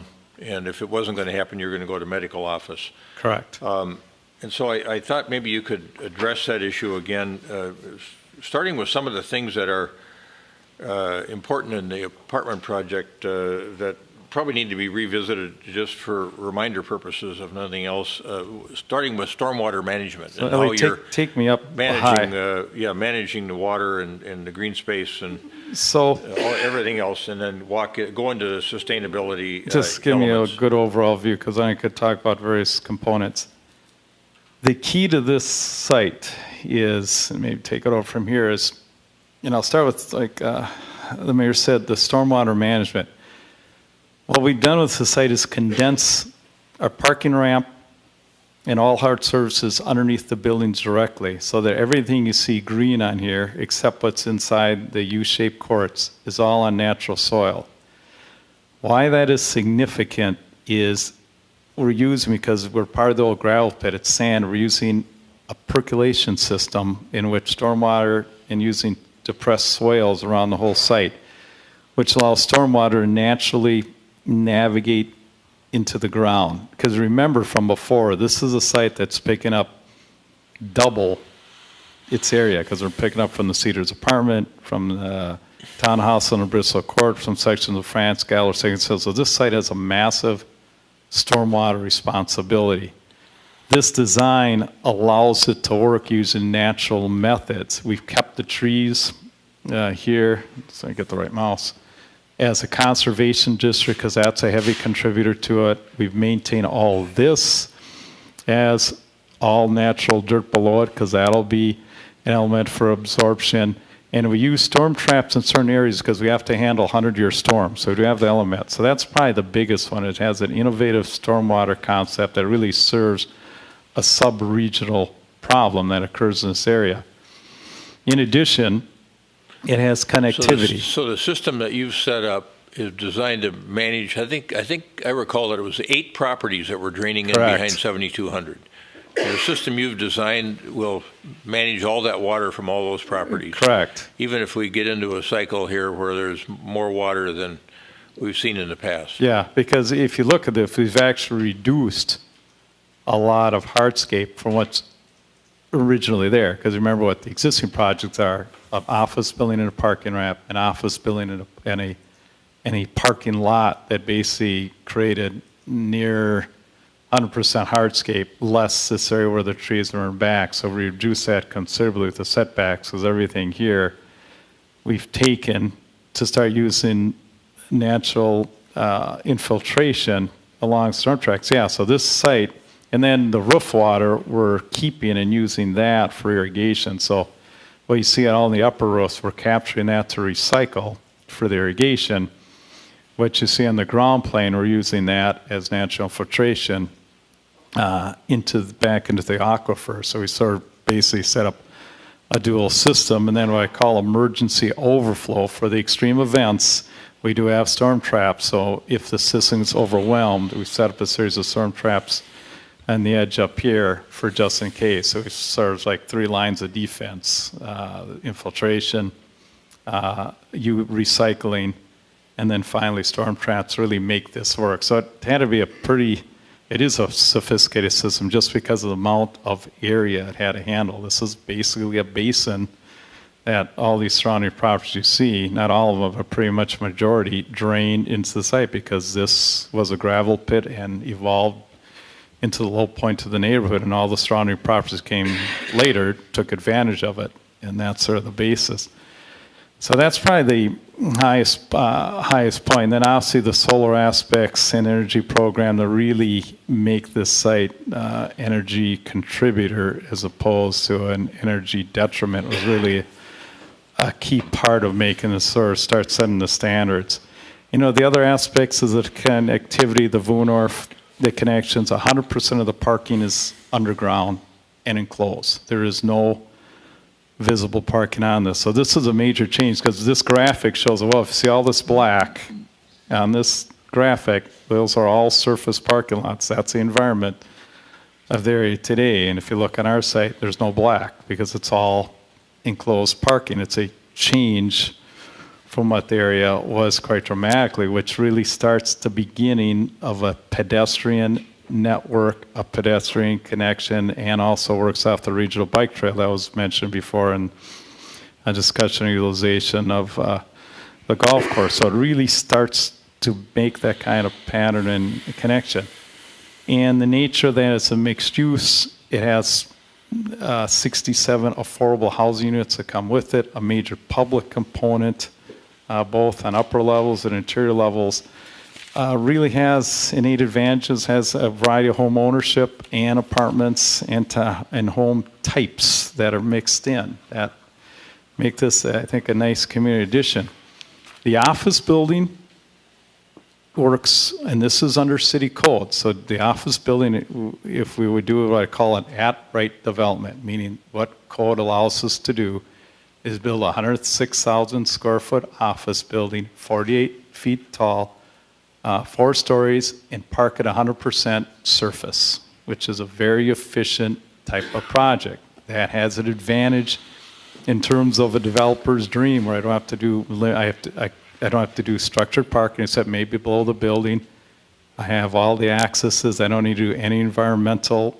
Your code allows this building to occur under that basis, and that would be the alternative because it works. It becomes a dinosaur in terms of urban planning, but it becomes sort of a advantage of people that still like to drive, park at the front door, and medical offices are the kind of thing in which the baby boom generation is used to parking in lots. The doctors have underground parking. And as aspect, to make that work, all this goes away to make that parking for them work because I have to make a very efficient building. So there's a big difference. It's, the medical office building is not a panacea. It is an economic panacea in terms of what it does, but in terms of the vision, it doesn't. I'm going to say it's not going to contribute to the Southdale vision. It'll contribute financially. And so it's a big difference between the two.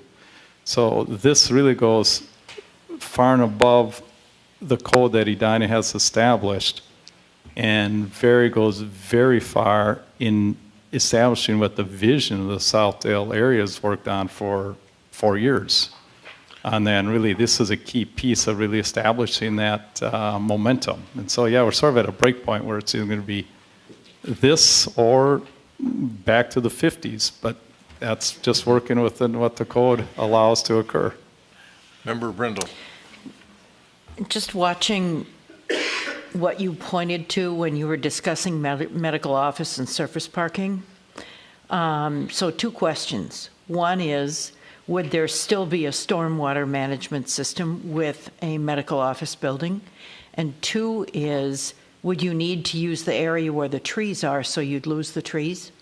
Yes, so question 1, it would be a storm trap system, underground tanks. So there would be a storm monitor, but it would all be underground as opposed to the infiltration system here. And 2, to make the economics work, yes, I would use the trees to accomplish the surface parking as part of the project to make the parking count works. We've lost our drawings here. What, pardon me? We've lost our drawings on our screens. I don't know if you've got them in front of you. There we go. Okay. We're back. All right, what did you say about how much of the treescape would be lost? 100%, except for the setbacks by code. Okay. Which is about, I think I remember, Carrie, I think it's about 20 feet from residential. Okay. Actually, yeah. We actually have if you can find it, we started to develop that plan. It's not perfect because it has a few wrinkles in the code because we did meet with city staff to start reviewing option B.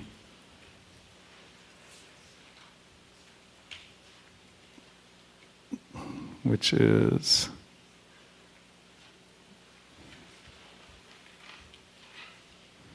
There it is. Now, there's some wrinkles in there. It's not perfect code. This building's got to slide over a little bit. This buffer has to be increased a bit, but essentially, this is what code allows. Now, granted, I need 20 feet here, so it has to be adjusted. This building's got to slide over a bit to the north to maintain 48 feet here, but this is roughly what the present zoning allows in Edina. And this is basically what would work as a very economical plan. This piece represents underground parking that would be built to serve the doctors, because one thing, if you want to attract medical practices, the doctors like heated underground parking. So that'd be built in the plan. And I could have within this, about 10% of it, I think, could be retail, if I remember correct, Carrie, on this. And so I would probably I have interest from 2 fast serve restaurants that want to locate within this. Their interest has to be primarily through the building, but they're okay with that kind of restriction that comes with the zoning code. Okay, thank you. Any other questions for the applicant or for Yeah, Director go back to the other one. All right. Member Fisher. Thank you. You had some things, I think, that you'd given to staff. Are we just moving on to our? Yeah, I think we'll just move on to conversation. Jennifer, could you bring up the? Would you be able to just bring up the presentation that I put up there? So if you're okay, Mr. Mayor, I'm going to just start talking about the project, and we'll just take it from there. Sure, that's fine. So I've spent probably, since November 7th, it feels like full-time working and thinking about this one and working on it and trying to deal with all the primary issues that really came up during the public hearing. I'd say I've had many discussions with my neighbors. Probably the most memorable and actually quite enjoyable was an impromptu meeting with a lot of the neighbors after the Southdale Working Group's open house one evening. There have been a lot of emails. I've made about, I think, three 5-minute phone calls to the architect, and I just want to make sure everyone understand all the correspondence I've had on this in the last month. And the reason I called the architect is I wanted to clarify some of these technical questions. So I did give them forewarning to bring those metal panels because I was curious about them, and I felt we all needed to understand what that was, what that longboard material is, because I've been very curious about it.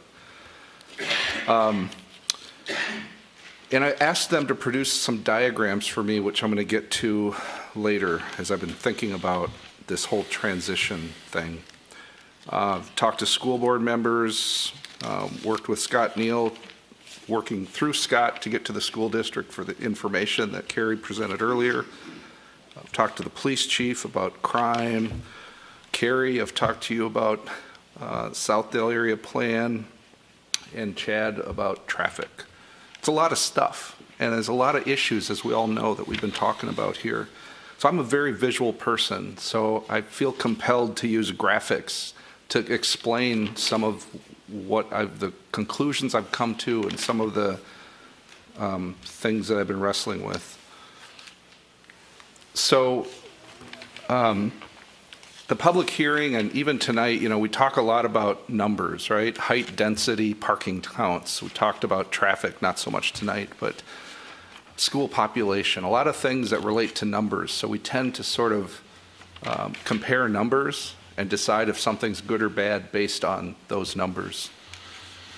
But I think what the real revelation for me has been, the real question is, how do we experience our neighborhood? How do we experience the Southdale district? And what sort of project actually makes that a good experience versus just a very average or poor experience? Especially at the gateways. And what's interesting about this photo, this is actually just taken today. And what I see there is almost a defensive posture to the district. Like, don't try walking to our neighborhood. Don't build anything that, it's just, there's nothing compelling there to make you want to pass through this area, to get to all the goodies that are in the Southdale area for our neighborhood. That's been one of the struggles I've had for some time. So we're left looking at, what's the potential experience that this particular proposal brings. And if you look to the back, so south of this, the office building to the south and the parking lot, I just took a picture of that today because if you think about it now, just look here, it's that, what is that experience? We could put more office buildings here and they would do the same thing. I would argue there'd be more in the the current vernacular, not the 70s, but it would do the same thing. It would create a barrier for us in the neighborhood in terms of how we interact and get out to France and just to use these amenities. So one of the things, as I was struggling with this, Mr. Carlson came to the public hearing and he broke the mold. He didn't talk about numbers. He talked about experiences. He talked about preferences. And I've talked to him since, I've really appreciated that because we all sit here and we all talk about these things. I don't think any of us truly understand what it means. So he picked some buildings, and in particular the Finn over in St. Paul, which is in the Highland, near the Highland Business District. And he talked about what he liked about it. And I've actually gone back and listened to it 3 or 4 times to make sure I was really understanding. But it was everything from the transition to the neighbors. It was the process they went through to reduce what was a 6-story building to a 4-story building. It was materials. And it was, I think one of the terms was the clientele of that building, or the quality. It was perceived to be a very high class kind of upscale building. And what was useful, so actually Councilmember Staunton and I took a field trip one day and went out there and spent some time. So that's where these photos are from. So this is a 4-story building, happens to be 50 feet tall. And just as we go around, and this is where I asked the architect, because they've got all these diagrams, just to take that building. I think, Ellie, you actually live in that neighborhood. So show us on a map what that, so that's the Finn, where it's got the 4-story building. And what's interesting is how close it actually is to the residential and this perception of transition and what that means. So in this case, it's actually 25 feet from that house to the edge of the building.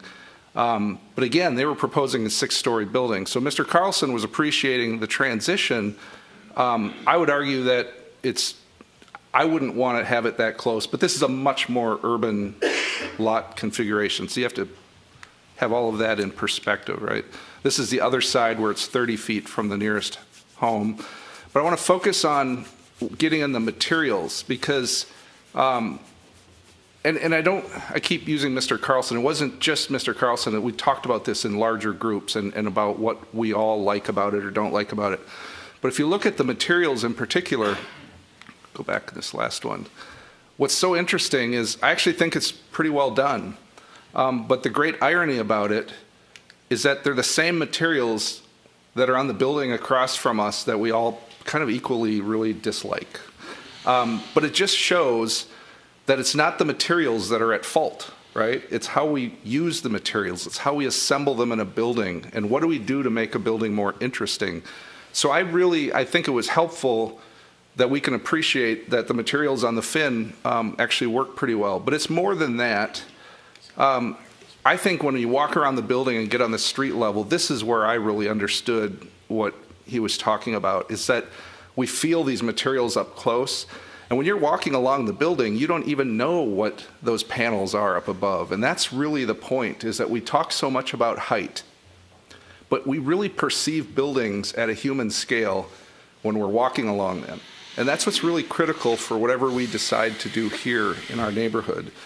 The other thing I just want to mention, as long as I have this up, is one of the things I didn't like compared to what I'm seeing in this current proposal is that for these neighbors, they're walking by garage doors, they're walking by, the utilitarian aspects of this building. And I don't think we can state enough how critical it is and what an actual benefit this project is, that there are no garage doors that you walk by as a neighbor. There are no cars parked on the surface. That which really can affect our experience as we're coming by and trying to get in and out of our neighborhood. So I just want to put that out there. So as I've been thinking about the experience and as we've had that discussion, I've grown more and more to really appreciate and admire what our Southdale area group has been doing. Really digging into these documents, they're actually quite amazing. And they really don't talk about, yes, there are some numbers in there, but it is really about the experience of being in the Southdale district, of moving through the Southdale district. And I just sort of highlighted a little bit of the text there and how important it's the relationships between buildings and through the spaces. There are, however, some areas in the design experience guidelines where it talks about this particular area along France. It actually talks about step backs, maximum heights, that 60-foot height that people have been referring to. And so I've been trying to understand this project, and to the extent that I can see it right now, it is complying with all of the stepping. So it is, you know, I may have missed something because it's a lot of documents, but this whole 60-foot maximum, so yes, they're over the 60 feet, but also what's interesting in the Southdale document is this last bullet point where it says, should the city choose to permit height above 60 feet, there's actually a recommendation for how you do that. Actually, that has been followed, as best I can tell so far on this project. Now, I don't think, what I think is really kind of brilliant in the Southdale area plan is as you require these step backs, it really does limit how tall a building is going to be in the South area. So even if we felt that we had some exceptional reason to have taller buildings, you just can't do towers here along these edges, at least in this area that I'm looking at, because the step backs would eventually cross themselves and you wouldn't have anything to build. So the more I looked at the document, the more I really appreciated the thought that our Southdale planning group has gone through. So then the question will be for us tonight, if we choose to approve this project, are we okay with this height and the way and why it's here? So if the Southdale plan was already approved and we were working under that plan, that would be the key conversation, is there a valid reason to go above that height, and is it meeting those criteria? There's been some discussion, I've seen a lot of emails that talks about that this is outside the range of density that would be talked about in the Southdale area plan, and I don't see that. I think it's within the range, and which is a reasonable range. One thing I should say about density, that Finn project that we just talked about has a density of 68 units per acre compared to this project, which is 60. So again, these numbers, I don't think they're worth focusing on, because it's that, you know, the Finn, you look at it, it doesn't feel bad at all, right? So density, and again, the density can change if we just change the makeup of the units in the building, go from 1 bedrooms to 2 bedrooms.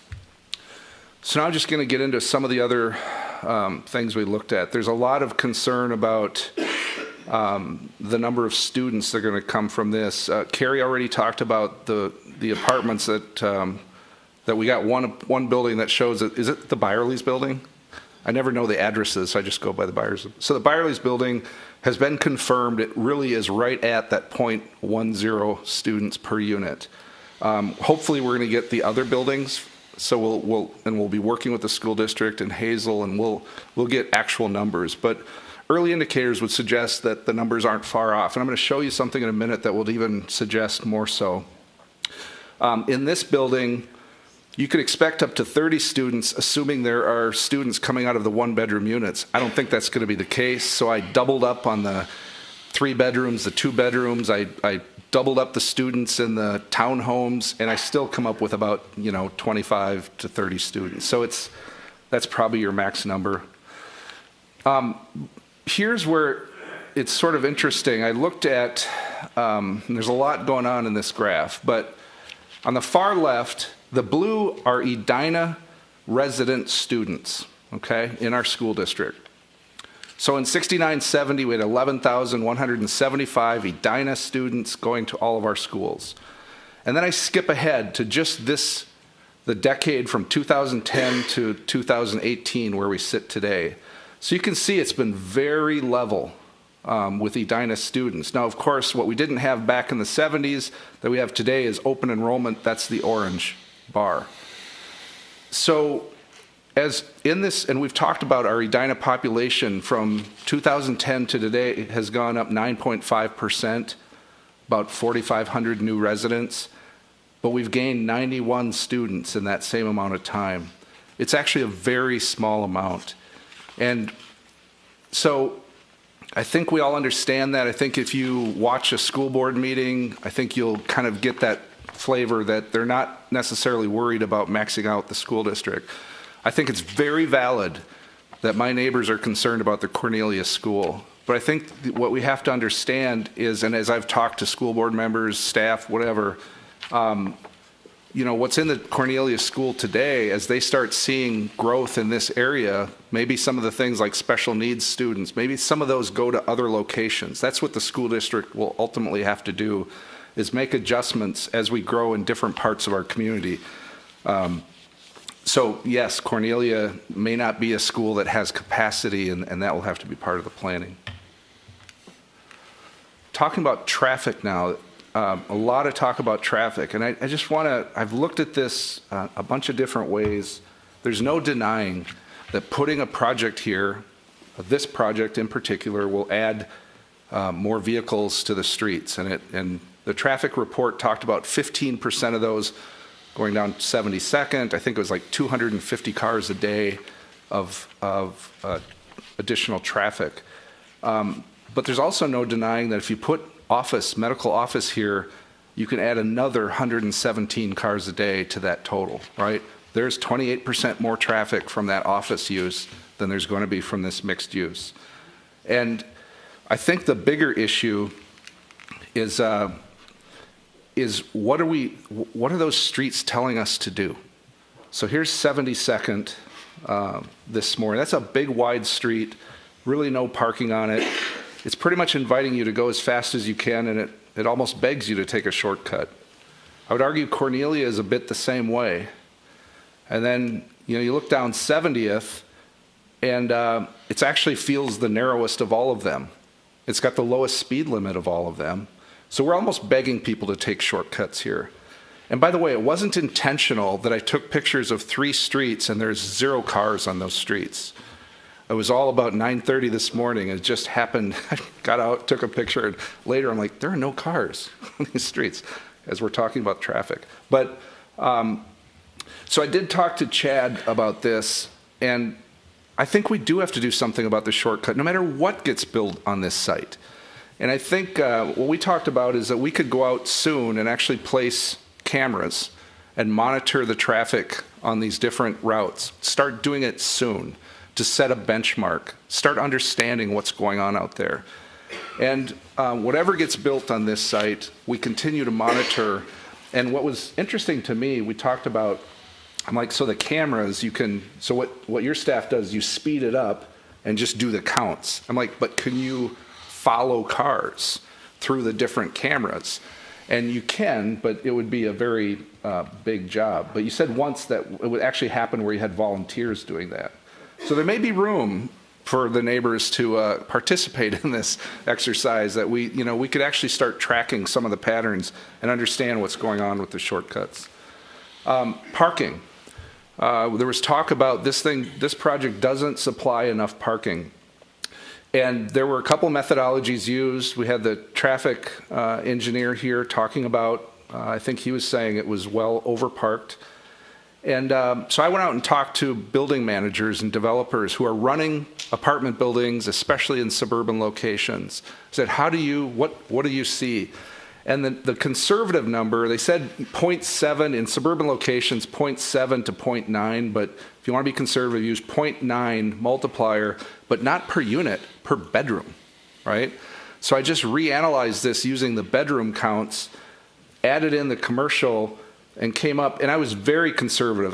I said there would be 3 cars, or let's see, the townhomes.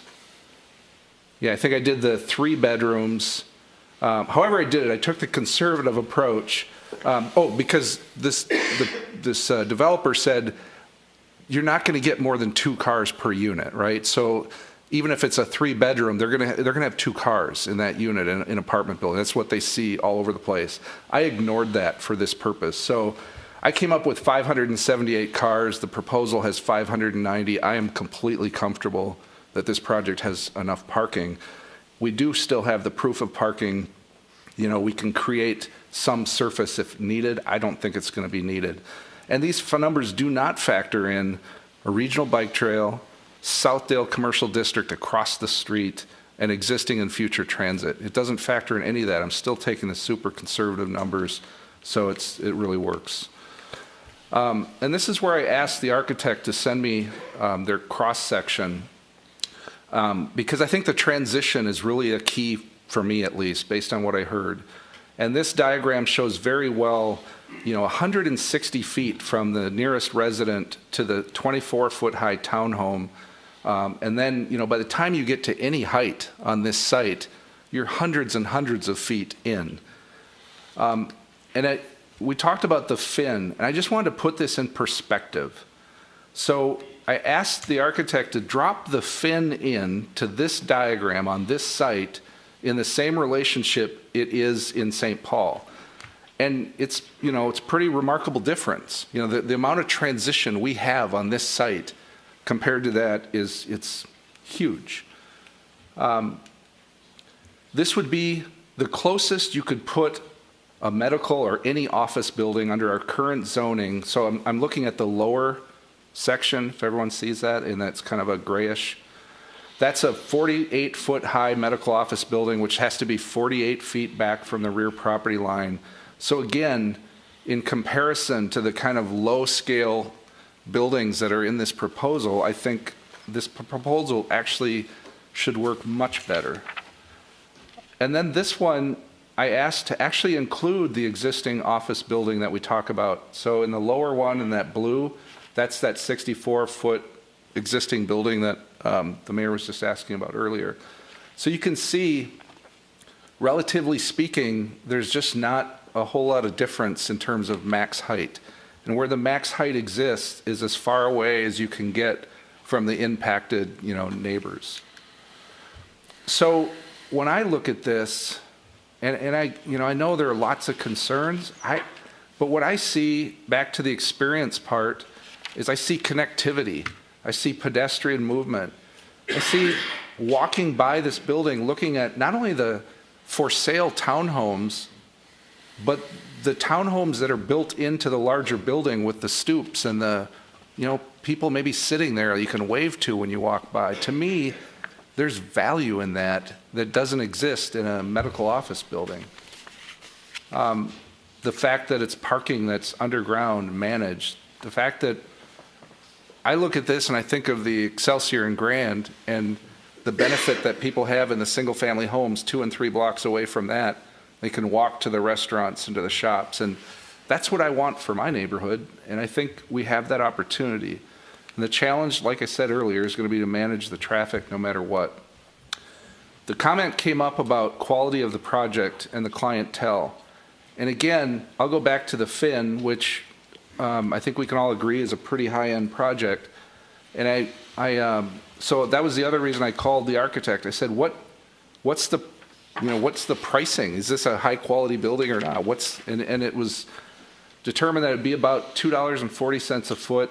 So a 1-bedroom unit at 750 square feet, which is kind of an average, that's an $1,800 a month 1-bedroom unit. You add in parking, you're approaching $2,000 a month for a 1-bedroom apartment. That's more than many of us pay in our mortgage payments in this neighborhood. And I'm sorry, but that doesn't tell me that we should be worried about the people that are moving in here. I'm more worried about the affordability aspect. Even an affordable 1-bedroom apartment in this building is going to be over $1,000 a month. I just don't get this whole thing about crime and all of these problems. Now compare it back to the fin. I went online and looked at their pricing, and amazingly, it's also between $238 and $240 a square foot. Same basic quality and and everything. And actually my concern is, here we are trying to squeeze a couple feet out of this building, and back to Member Brindle's point, a month ago, we need to keep the ceilings where they need to be. We need to keep that quality, because that's the biggest danger to a project, is if they can't compete in that marketplace, if that's indeed what they're trying to do. So the last piece of this is the height. And the height is on France Avenue. Again, it's in the furthest point from the impact to the neighbors. So my question is, are we better off or worse off by trying to shave these, what it turns out to be, is, if I'm understanding right, 4.5 feet total? So for 2 feet, for a bargain of $1 million, or we could get another 2.5 for only $500,000 more. And when I go through this, I don't know. I actually think the higher one looks better from this side. In my opinion, it looks better. And I just asked the question, for $1.5 million, could we be buying more affordable? Could we get 30 years of affordable housing? Could we do something where it's better materials? I don't know what it is. But my question is, could we be doing something more valuable with long-term benefits to the community? And I can go either way on the, whether we scrunch it. I just think it looks better without squishing it. And honestly, and I really believe this, if we didn't tell anyone, I don't think anyone would know the difference in the scheme of things. That, that 4.5 feet, I think you'd drive by and you would never look twice. So that's all I got. How about your thoughts on the materials, the material changes that they've proposed making? I think adding more brick and stone. I think, to Mr. Carlson's point, at the regardless of which iteration it is. Yeah, I think, where we're going to feel this is when we're walking by it. And I like the fact that more stone, more brick, more of those durable kind of materials that have that human scale to them. The problem with metal panel is there's no human scale or stucco. And that's okay when you're up high, but when you're walking around a building, I think that's what we all kind of related to at the Finn. And so more of that's better. I personally like the look of the wood look, and I think it's unique and interesting. It's not going to look like probably any other building we've seen. So I don't, have a, and that is a high durability product. It's not an inexpensive product by any means. So I'm okay with that. Good, thank you. Member Stewart. Thank you, Mr. Mayor. Member Fisher, thank you. I so appreciate your hard work and your intelligent thought process thinking through these things. There are so many things to recommend this project, but I'm stuck on one particular thing. So I asked the mayor if I could speak next, because I want to invite my other fellow council members to share their ideas to help me go one way or the other on this thing where I'm stuck. And that's when this project was in front of us about a month ago. I was the first to speak.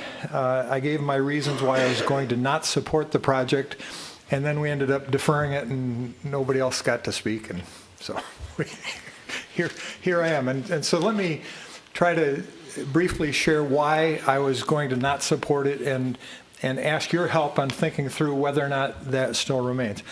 And my main concern was one of process, and respecting the process and honoring the process and the work that has been done by the Greater Southdale District Work Group and all of its predecessor entities.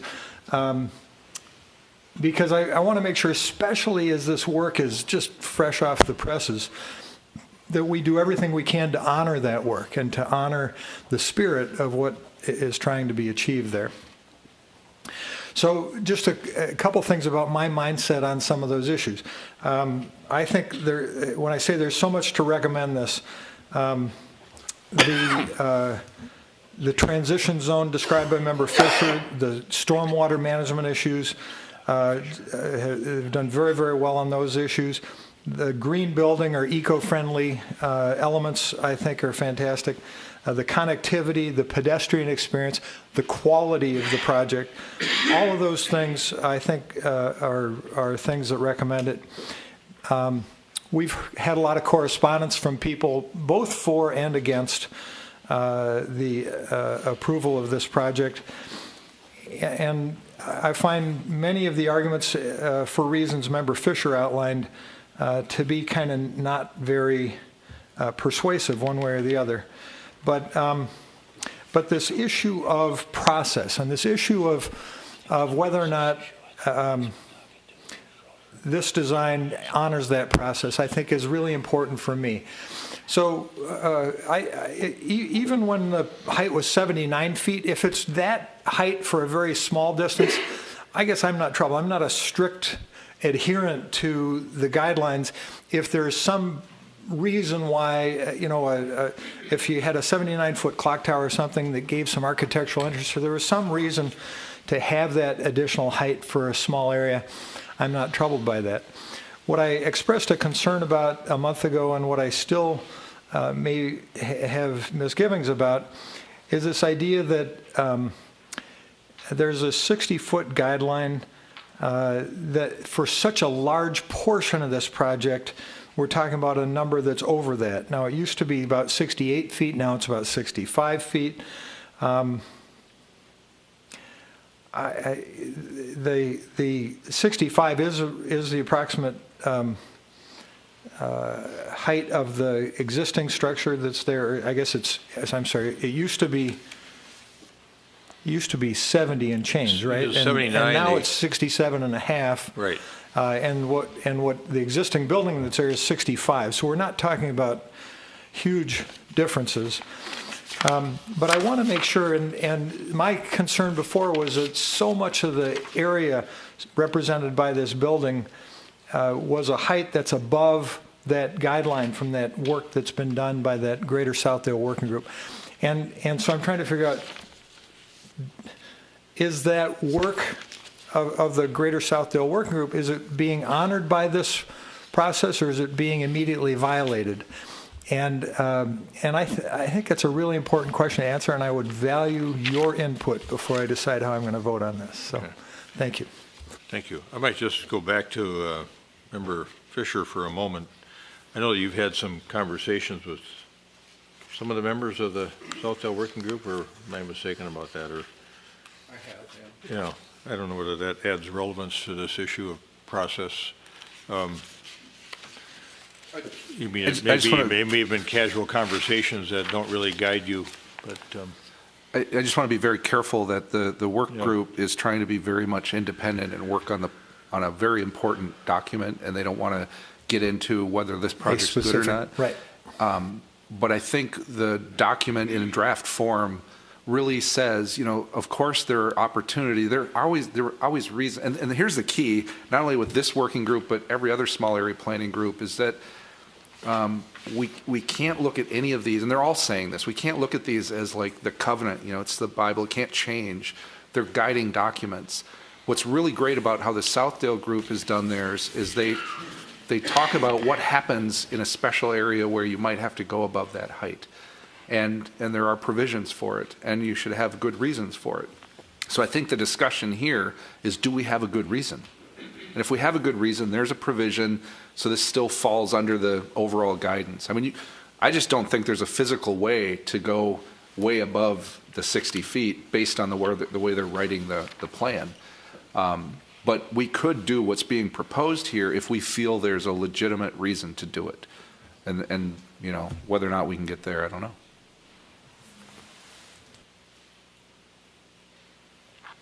Member Brindle, do you want to go next? Sure. I've had the chance to visit with a couple of members of the work group. They're aware, obviously, but they are all keeping their minds wide in the long view.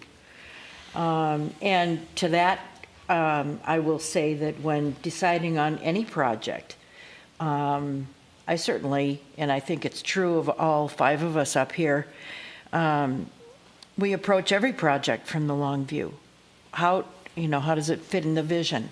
How does it fit within the goals that we're asked to achieve over time?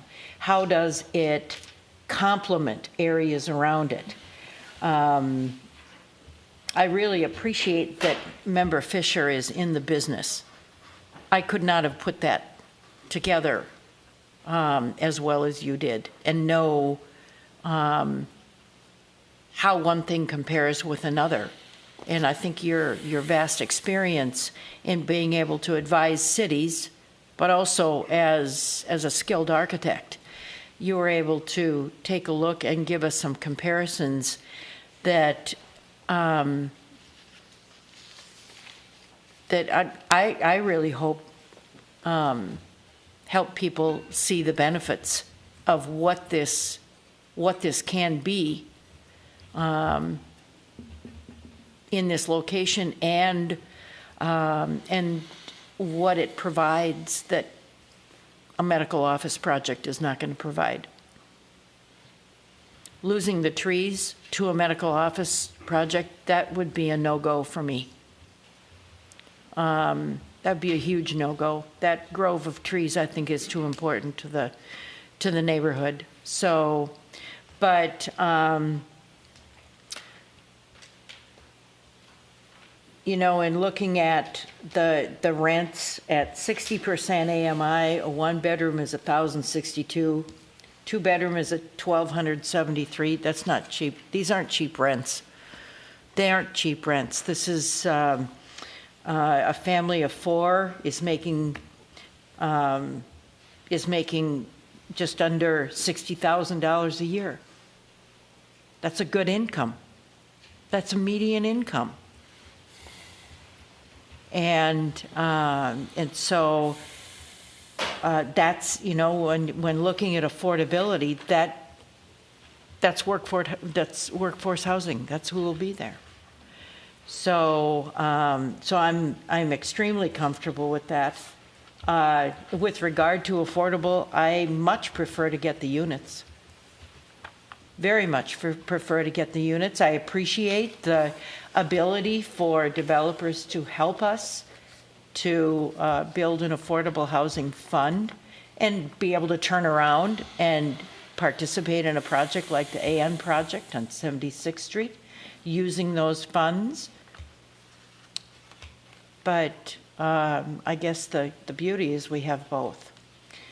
But I don't know how to help you, Member Stewart. Does this work? Does this project and the process honor the work of the Southdale Working Group? The phrase that the small paragraph that Mike brought up just briefly a minute ago is the same one that I read at the meeting a month ago, and it really does say that this complies with what they are doing. And so several of us, I don't know if all of us, but several of us went to a presentation, I don't know, a month and a half ago called The Missing Middle. And this is the missing middle between single-family home and high density in Southdale. So this is the missing middle. You've got townhomes, you've got a variety of apartments, you've got inclusive rents. This is, and it's gonna, if this goes, it's gonna appeal to young families, it's gonna appeal to singles, it's gonna appeal to seniors. It's gonna appeal to the broad brush of people who want to live in an area where they literally don't need two cars. They might not need one car.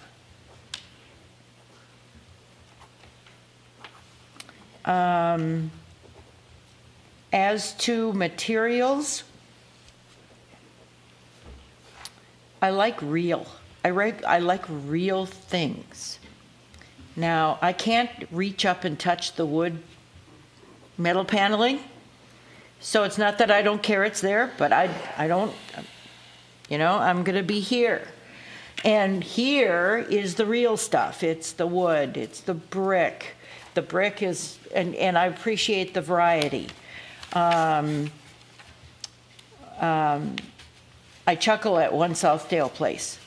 We begged for stone on that building. You look at, there's one strip of stone. And it's right where you walk by the building. They appeased us. They put stone on it. But this has stone in that first story.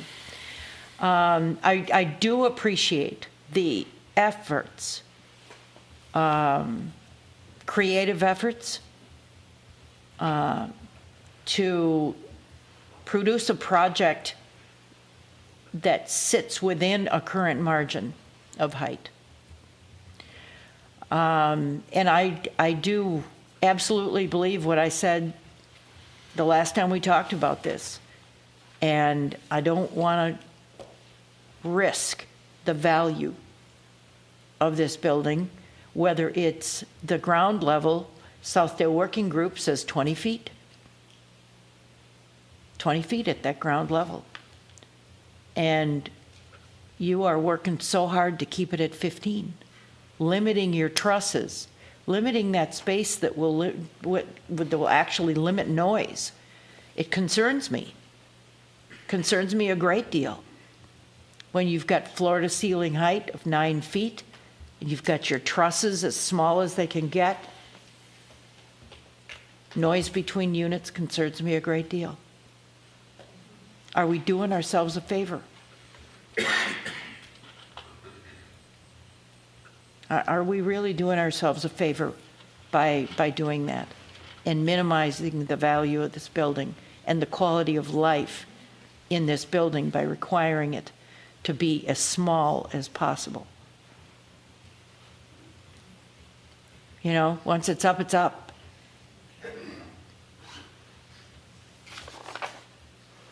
And if people don't prefer it because of those things, it comes back to us. Who approved that anyway? You know, it does. It comes back to us. 72nd Street. So I visited with a group of neighbors, and one of the women became very emotional because her little guy, when going to bed one night, told her that when he's laying in bed at night, he listens to the noise of France Avenue. And she was crushed. So I guess I'd like to ask Director Milner if we can do a noise, it's possible to do a noise study on France to see what kind of noise it produces that gets all the way back to single-family homes that are behind the current office buildings? Councilmember Brindle, there's ways to measure it, but I guess what would be the outcome of those results and what could be done to rectify it other than, on highways? I guess just to know what the noise level is. It's a concrete street and those tires hit those joints. Concrete streets are loud. So I don't know how you would correct the situation or improve it at all unless it's a full reconstruction by Hennepin County. Mm-hmm. So I'd ask the question what the goal would be. Okay.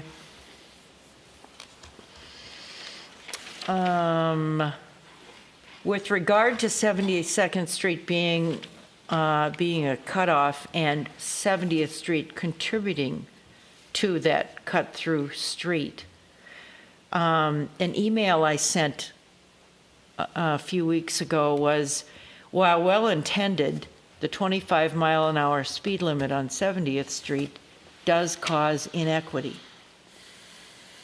for drivers in how they're going to get east to west. So maybe we should consider the speed limit on 70th Street so that all are equal. And maybe that will change how people decide to go one street or another east-west. So I guess I'd like to put that out there for us to put on a list of things to talk about and consider. So there's a concept in the Southdale Working Group in their documentation called a street room experience. can you talk about a street room experience and an example of the street room experience of what you've created?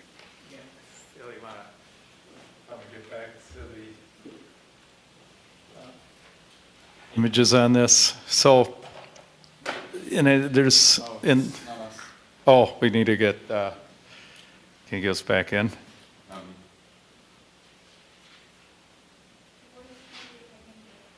Just so we could put the. You got it. This one. Okay, I'll go over to this one. All right. So street room experience really comes at multiple ways of working this. So we've actually done several types of street room, much like you have several types of street rooms in your house. This, obviously, the connection in back, the Woonerf, is one type of street room, which is more of a casual street room where people sit and hang out. Maybe you call this a family room because of the front stoops, the porches, the two-story elements, the townhouses. This is one place that has a different feel for it, more quiet, children playing, so forth. So this is one example of street room, and I'll call this a family room. And then go up to another part which is going to be a little more active. So this is a straight room here, and then drive forward.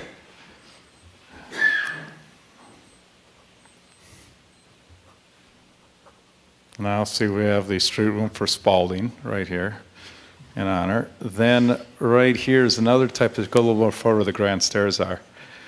So then this is another type of street room. Obviously the townhouses where we created the grand stairs. So this is very more of a leisure conversation connection. So this is a little bit more of a, call this a social group in this area. There's a street room up above which you want to call a pocket park, which sits up in this area that sits in the U of the building, which has its own experience. So that's why it's not directly on the main street. It becomes an area what I call refuge and more active, meaning bocce ball, things like that. Okay. So, and then once you get to France, that's a whole different type of street room because that's dealing with what I call layering, if you give me to France quick. Because what that gives is... I have a question about the steps, however. Yeah. Yeah, the grand steps, yeah. The grand staircase. Yep. So, Director Teague, we have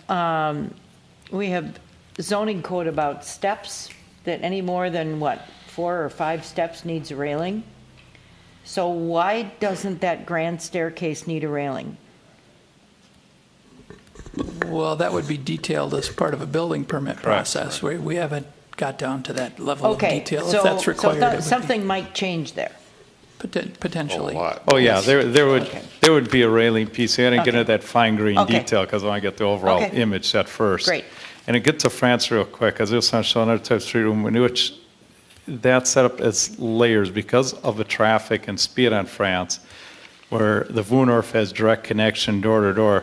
France, we set up a layering of these islands, so there's pockets where outdoor cafe could occur, then a layer of green, and this is where our depressions for storm, and then a city sidewalk, because this is a different type of street room where we need a little bit of screen because of the nature of France Avenue.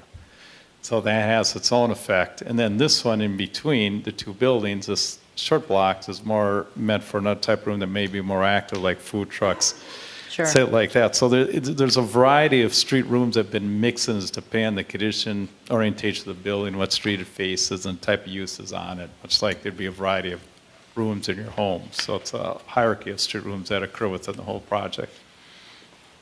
All right, thank you. Thank you.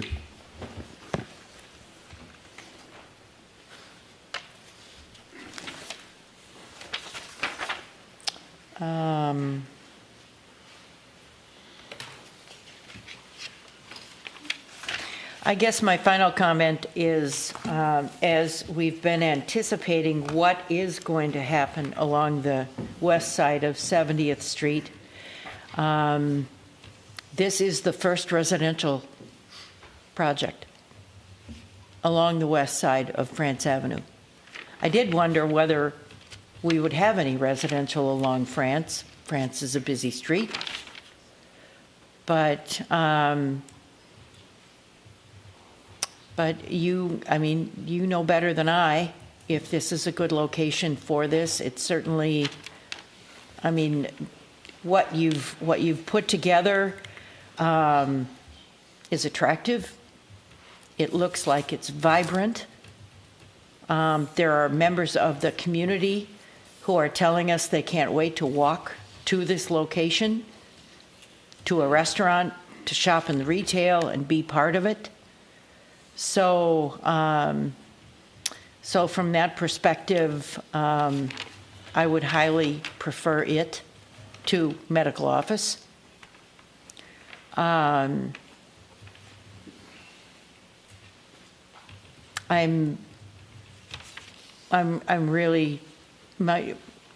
really concerned about squashing it to the point where its quality is lowered.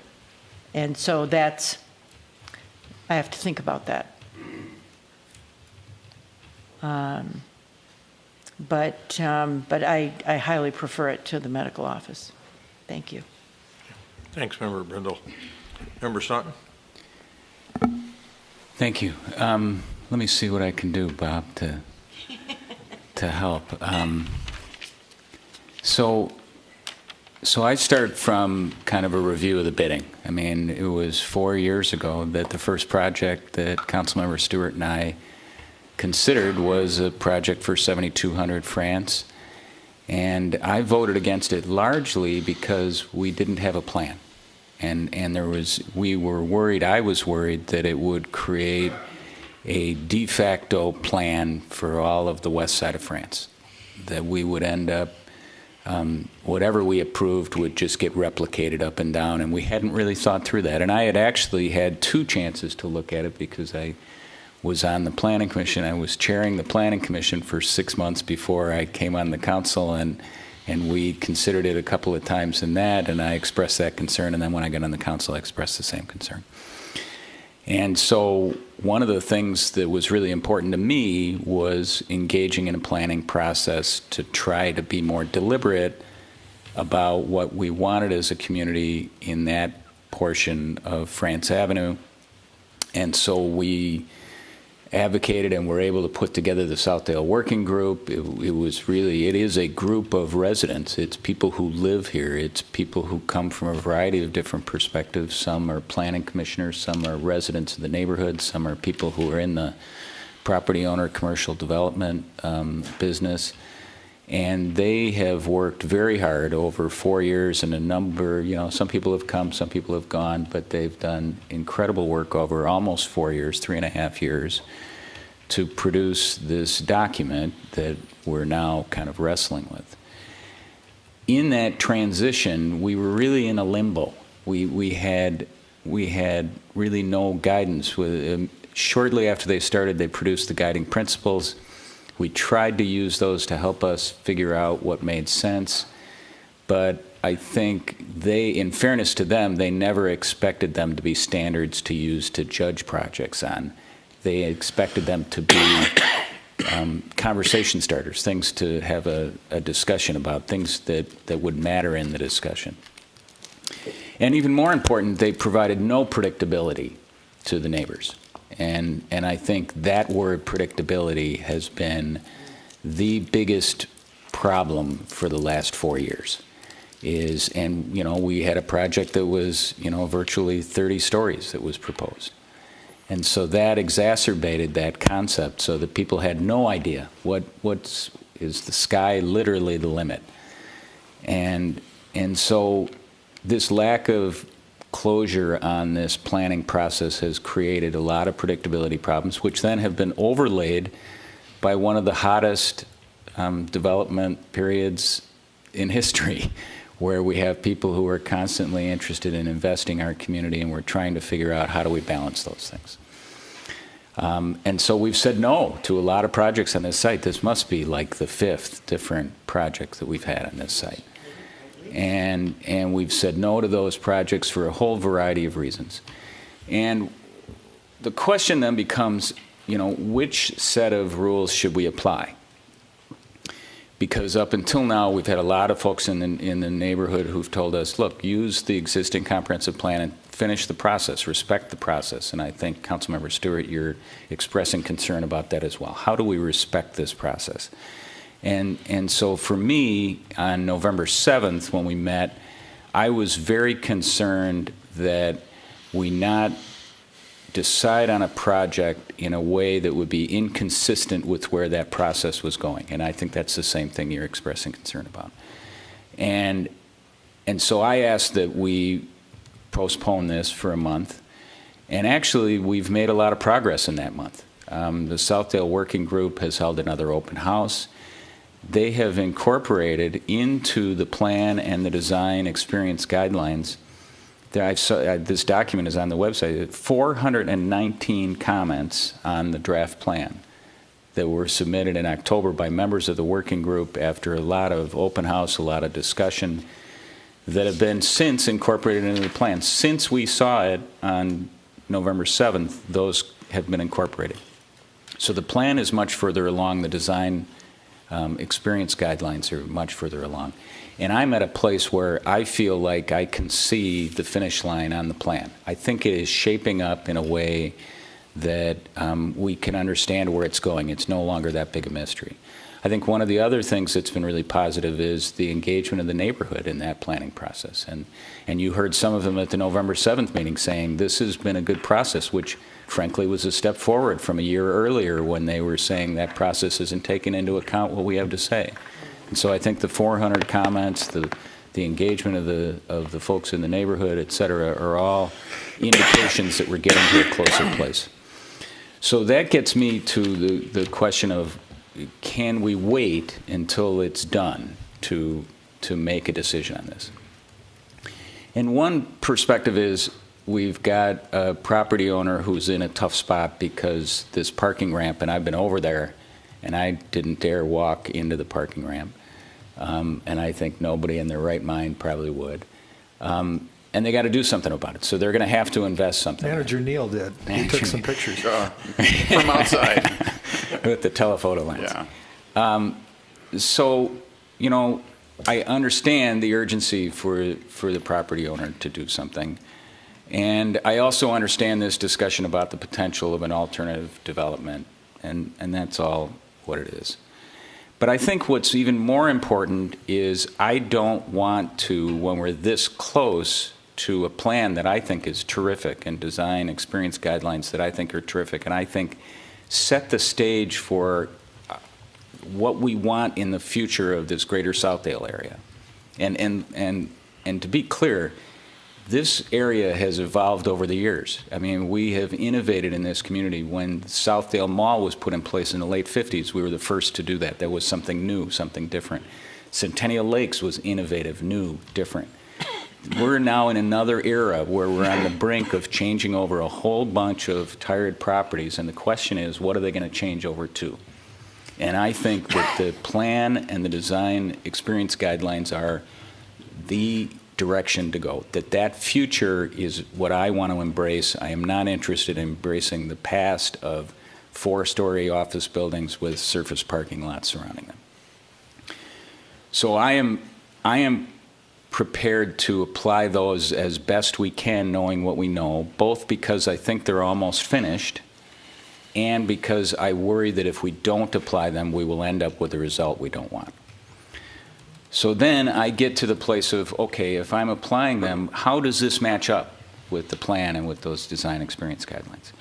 And there are a lot of things about this project that meet the direction that the plan is taking us. It has a variety of types of housing. It has everything from townhomes to studio apartments. It's got ownership, it's got rental. The plan talks exactly about those things. It makes significant contributions to the pedestrian-oriented nature of the district. Doors on streets. You know, people talk about whether we should have office or residential on this side of France. Doors on streets are part of what make a place feel like it's lived in, make it feel like a neighborhood. It begins something called, that the Southdale Working Group calls the Western Promenade. If we don't start it here, it's not going to happen. It's not going to be a connection to the regional bike trail. It has to start here. This puts the first piece in place that enables further pieces to happen.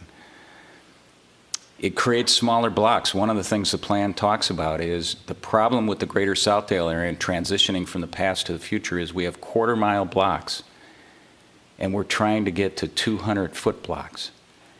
And that would be easy if we could just plat a blank piece of land. We could divide those up and draw them up and say, here's the parcels you're going to have. But instead, we have to take private property and persuade private property owners to dedicate public pathways through those private properties so that we can create these 200-foot blocks to start creating more of a pedestrian feeling. We've talked about it before, the parking is all hidden. So as opposed to the surface parking lots that you see everywhere in Southdale, it's going to be hidden parking, and it's going to be pathways that will have a greater proportion of pedestrians and cyclists and non-automotive. That doesn't mean the cars are going to disappear, but there'll be a greater balance between pedestrians and non-automotive. We create wider boulevards. France Avenue 50-foot setback that the district plan talks about. Gallagher, 72nd, the Woonorf of a 60-foot, 65-foot wide pathway all around. The space in between the north and south building, again, create this great boulevard. I think there is an opportunity here to change the character of 72nd Street, and I'll talk about that a little bit in a minute more, but to Councilmember Fisher's picture, what it reminds me of is a runway on an airport strip, out in even not a busy airport, out in the middle of nowhere, because from the time you cross Bristol Court until you get to France, it is nothing but pavement, wide pavement going that direction. And whether you're going out or you're coming in, it does nothing to signal to drivers that there are pedestrians around here that you have to pay attention to. And the first time you get that signal might be when some kid's crossing the street another half mile down the street. And I think having people and doors and a residential neighborhood in this portion of 72nd Street gives us the chance to reconfigure 72nd Street in a way that signals to people who are driving on that street that people live here, that this is part of the neighborhood. I also think it meets what the Southdale group talked about in terms of the transition to the neighborhood.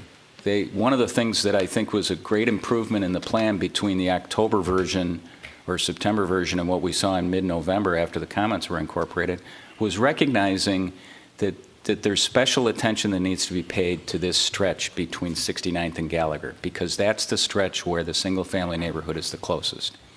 And so, yes, it has some height limits, but it also talks about the Woonorf, and it talks about scaling down, starting with a height limit at France, but tapering that height limit as you get to the west. And some of those cross-sections were terrific in showing that, we're 300 feet from the nearest single-family home or duplex until you get to even a 50-foot size wall. And we've got basically a residential row of townhomes between those single-family neighborhoods and the more intense townhomes within the building, and then the more intense mid-rise apartment feel. And so I think it's making a transition that is exactly what the Southdale Working Group is looking for. On top of it, you've got the stormwater management. That could be done. That's going to be done no matter what happens here. But having that done and having it, keeping the trees with that is a huge win in my mind, both in terms of the feel as well as the buffer from the neighborhood.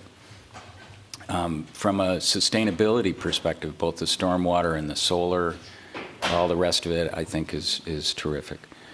And the affordable housing obviously is a win for us in terms of things that we're looking for.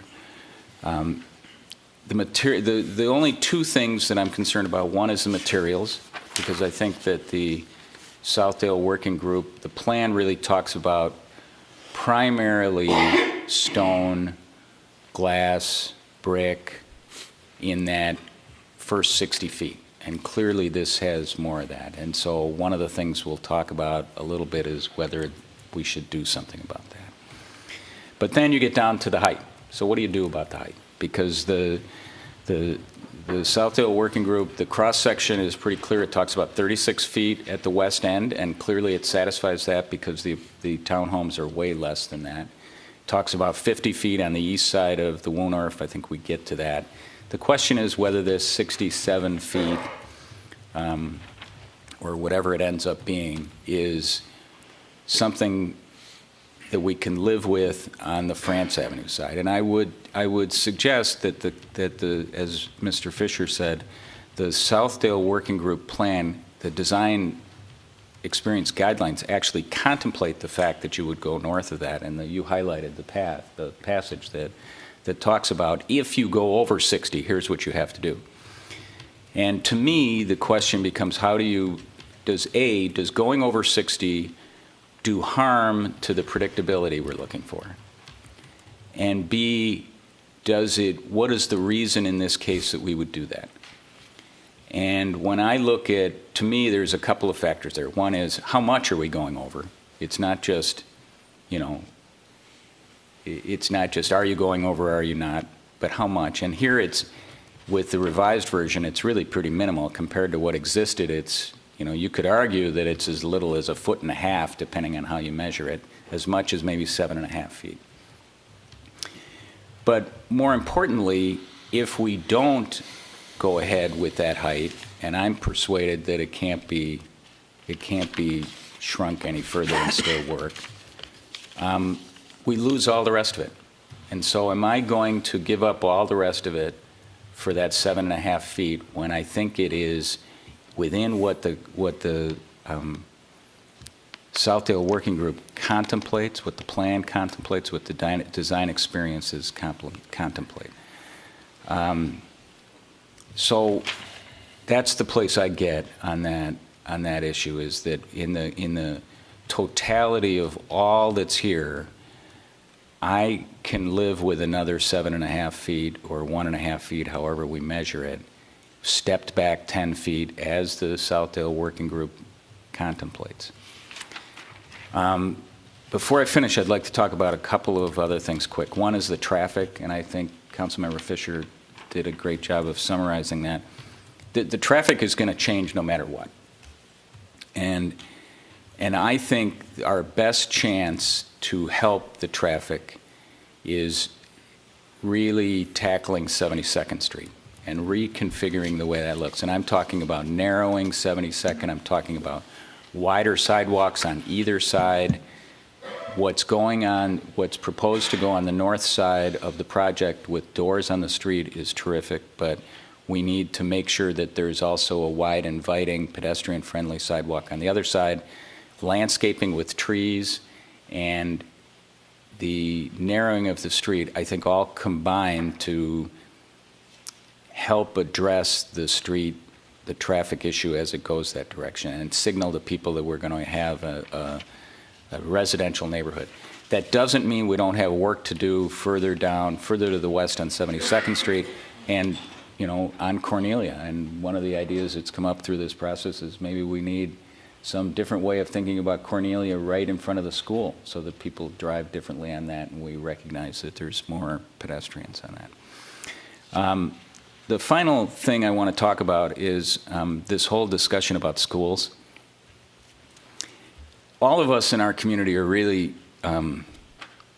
proud of our schools. We understand how important they are to the success of the community. But I have to say that I've been distressed about the conversation that's happened over the last 6 months or so about what more people coming to our community might do to our schools. And to me, it suggests a scarcity mentality that is not consistent with our community. It's a zero-sum game that somehow what we have is finite, and if we have to share it with more people, we have to give away some of what we have. And I think that's the wrong way to think about it. I think we have a lot going for us. I think, and as a matter of fact, none of the evidence seems to suggest it. Frankly, as Councilmember Fisher pointed out, at one point we had almost 11,000 students in our schools. Now we're down to 8,500. The Minnetonka School District, which everybody seems to point at as the gold standard that we're competing with these days, has deliberately embraced a growth strategy, and they're up near 11,000 students, and they're thriving. So this notion that having more students in our schools will inevitably mean that they are a lower quality, I just reject. I just don't think it's true. Do we have to plan for it? Of course we have to plan for it. Do we have to work with the schools and make sure we're all rowing in the same direction? Yeah, but I think that we sell ourselves short when we presume that having growth will somehow diminish our quality of life, and that kind of zero-sum approach is not what we're all about, and I think we can do better than that.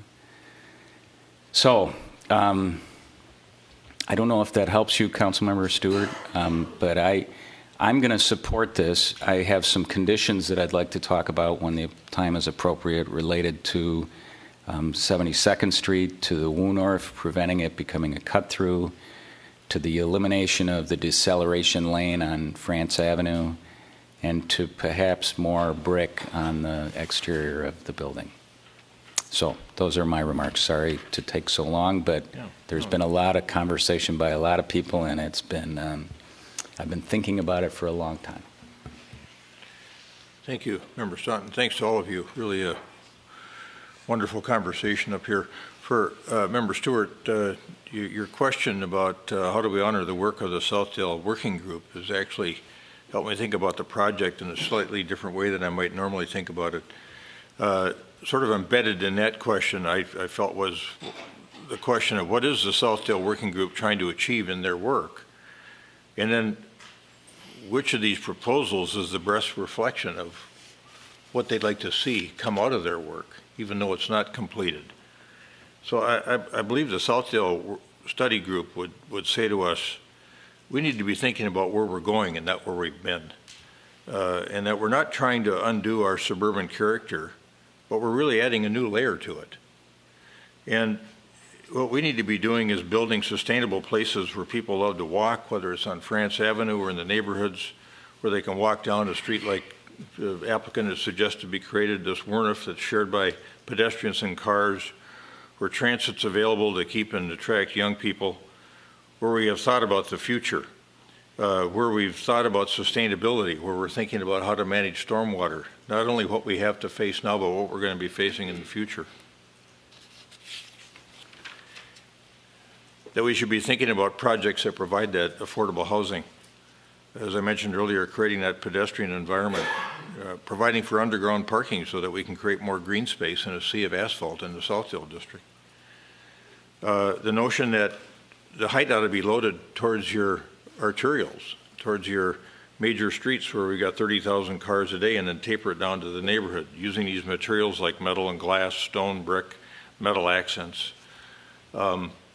Thinking about this particular project where it's to me so much superior, much more superior project than the alternative of medical office, where you've got that walkability, that sustainability, and you've got that wonderful transition to the neighborhood that other people have talked about it too. You get that soft edge where, remember, Brindle was talking about how important that forestation is to her, and I think to all of us. But with the medical office, you get that hard edge break over on that gully next to Bristol Court.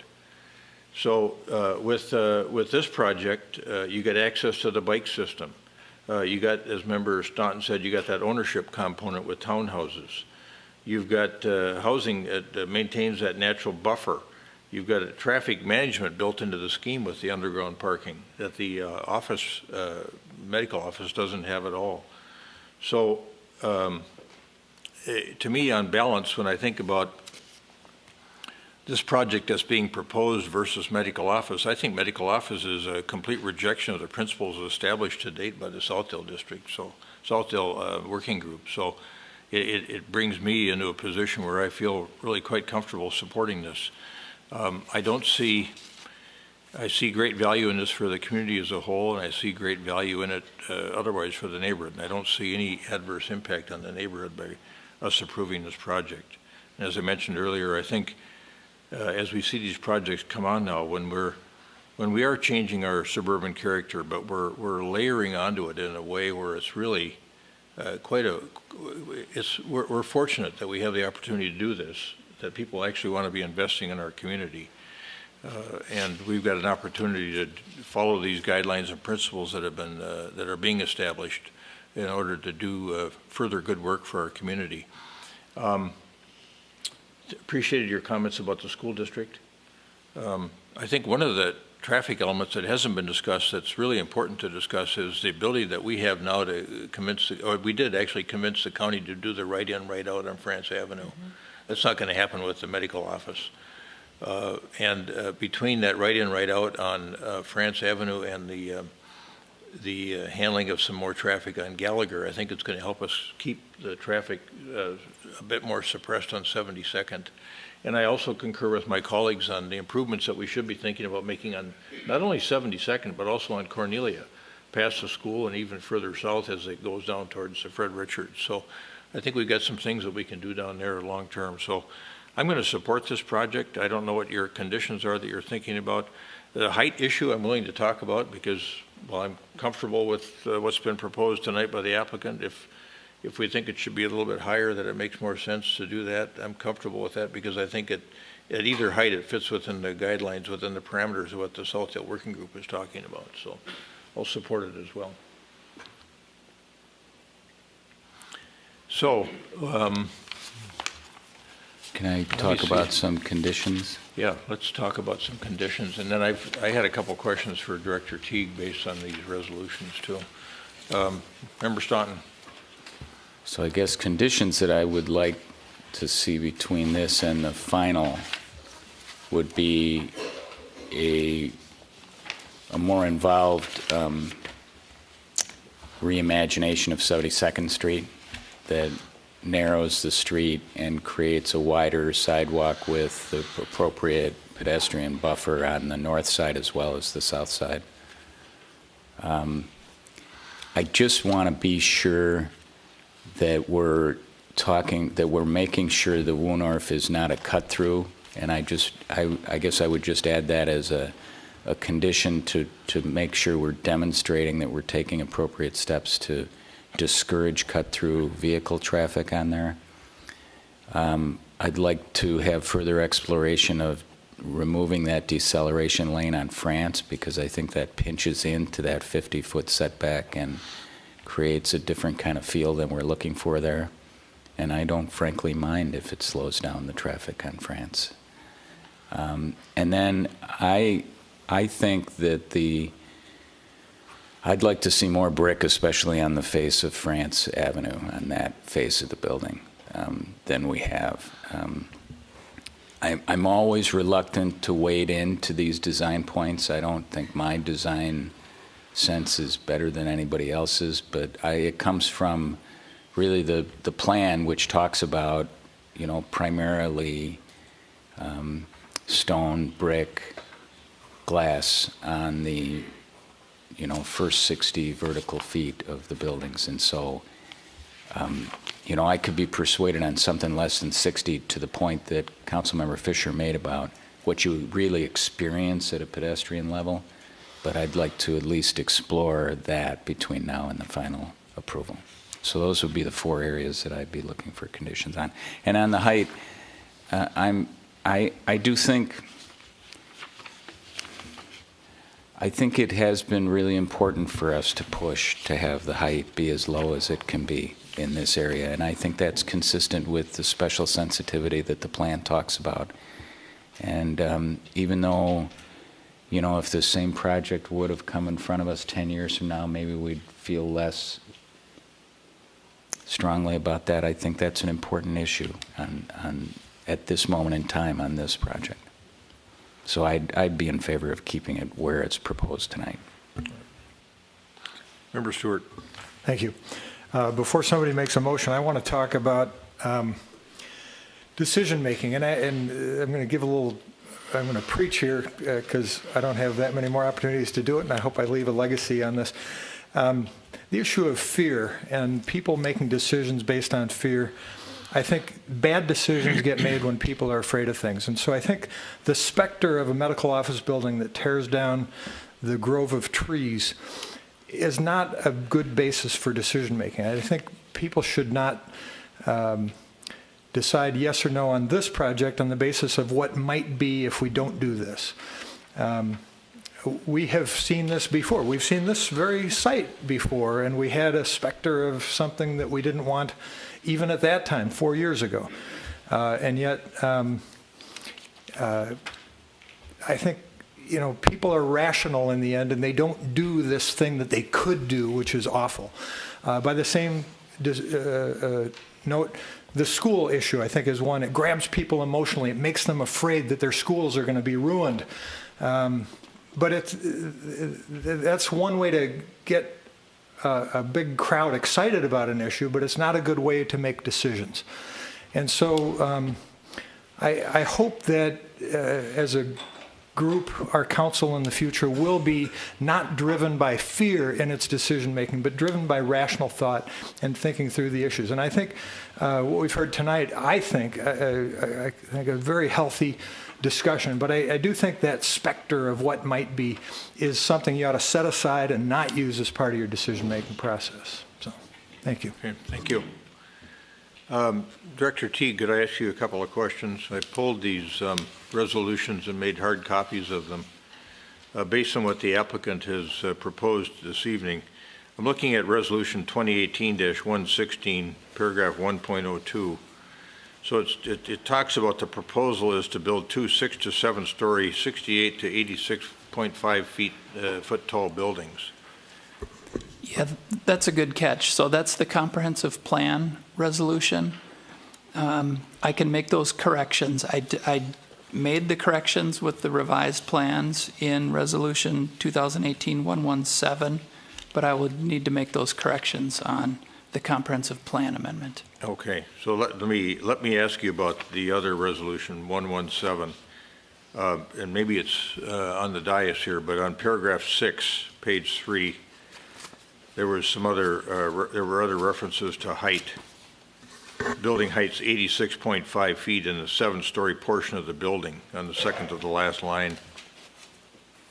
And I don't know, is that something you caught before, or is that something that needs? We would need to edit that as well. So you caught some other things there, but not that one, huh? Well, page 1 needs the same edit as the other one needs. Oh, yeah, there you are, page In 1.02. Yeah. It's the same, it's exactly the same paragraph.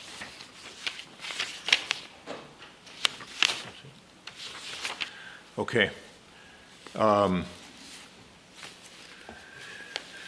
So we're talking about potential motion to grant first reading of ordinance 2018-15 and adopting resolution 2018-116 and resolution 2018-117, approving the comprehensive plan amendment, preliminary rezoning, and preliminary plan for 7200 and 7250.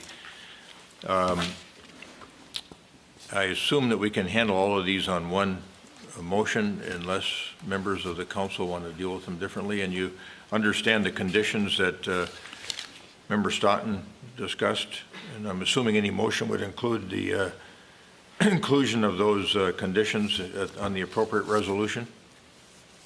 Is that understood? Yes. Okay. And Attorney Knudsen, we can do it in a single motion with those 4 conditions attached? Yes, since they all require the same number of votes to pass. Okay. So I entertain a motion to approve those 3 matters. Is there a motion? Is there a second? We got a second.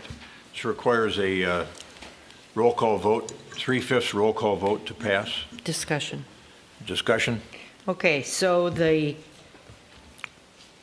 2 items in 117, 2018-117, that need editing, under background, it's 1.02. Under findings,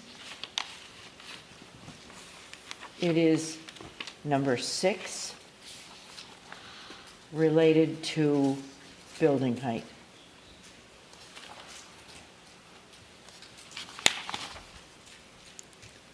It's a different one.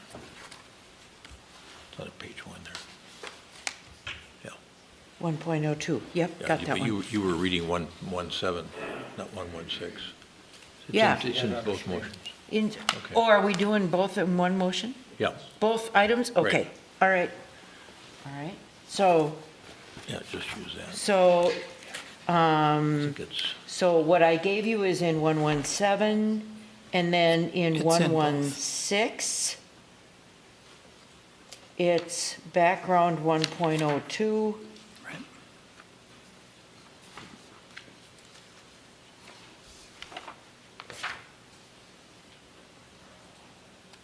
That looks like it for I 116. think it is. Okay. Okay. Any other discussion? So Member just Fisher. to clarify, are all four of Councilmember Staunton's points included, his conditions? So I'm fine with all the conditions. I actually think if we're going to focus more brick on the France Avenue facade, makes sense. I think that's consistent with the Southdale area intention, the planning intention with that. The only point I would make is, we talked about this longboard material. You're not going to see brick, brick doesn't float well. It, doesn't wrap around things that great with, hanging cantilevering. So there's still going to be need for that other material. But maybe in some of those vertical planes where there's stucco, a light brick there might look really great. And I think it gets to the point that a lot of the neighbors have made as well. And the only other comment I would make, there was a comment earlier about street rooms. And the intention, as I read it and understand it from the Southdale area group, is street rooms are really the space we create with these buildings. And that's why they're very intentional about the 60 feet on France Avenue, because of the width of the street. If you have buildings of a certain height on either side, it creates a room in between. And so for that reason, and that's why if you were to go over 60 feet, they want it set back because it impacts that feeling of that room. And I just wanted to, I think you might have misunderstood a little bit the question when it came up. But it's an important thing, and it's clearly they're thinking a lot about this. So with that said, I still think the building looks better, a little taller, but I'm comfortable, if the council, the rest of you are comfortable with the, keeping the height as low as it can go, I can go along with that. Okay, thank you. And Director Teague, did you get those four conditions? I do, yes. So one is the reimagined 72nd Street. Suggestions on, 72nd Street calming is another way. Yep, the Woonerf demonstration to prevent cut-through. Yep. Try to work with the county to try to eliminate that turn lane from France into the site. Deceleration lane? Yep. And then add more brick to the face on France. Correct. Member Staunton? Yeah. Okay. All right. Roll call, please. Member Fisher. Aye. Member Staunton. Aye. Mayor Hovland, I'm sorry. Aye. Member Brindle. Aye. Member Stewart. Aye, I've been persuaded. Thank you. All right. Thank you very much, and I'll save the medical office building for another city. And thanks to everybody from the neighborhood that helped make this a lot better project.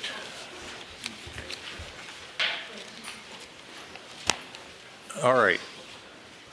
We are now on to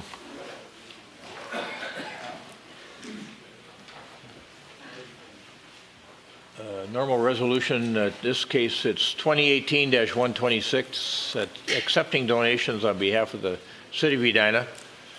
Is there a motion to adopt the resolution? So moved. Second. Got a motion and second to adopt resolution 2018-126. Any further discussion? All those in favor of adopting the resolution say aye. Aye. Aye. Opposed? Carried. This reporting period, we got folks making year-end contributions to the Braemar Golf Course and Memorial Fund. Their names will all be posted up on the website. Thank you to everybody for their generosity. And we'll look forward to seeing those folks out at Braemar in May when we open up. All right, and then on to correspondence petitions. Manager Neal, anything that's come in other than what was on the dais? No, sir. Okay. Aviation noise update. Mr. Mayor, can I just yes. back up to the Transportation Commission advisory communication Sure. briefly? Just wanted to ask Director Milner, are the sidewalks there advocating for part of the project or not part of the project, and where are we at on that? The advisory communication is for a project you're going to consider on Monday night as part of the hearing, and we are recommending the sidewalk. There was some talk from residents that they may come and say they don't want it. So this was to advise the council that the ETC supports staff's recommendation. And that is what is going to be on the proposal? Yes, And correct. so they're saying they're in favor of what's being proposed? Correct. Okay, thank you. Okay.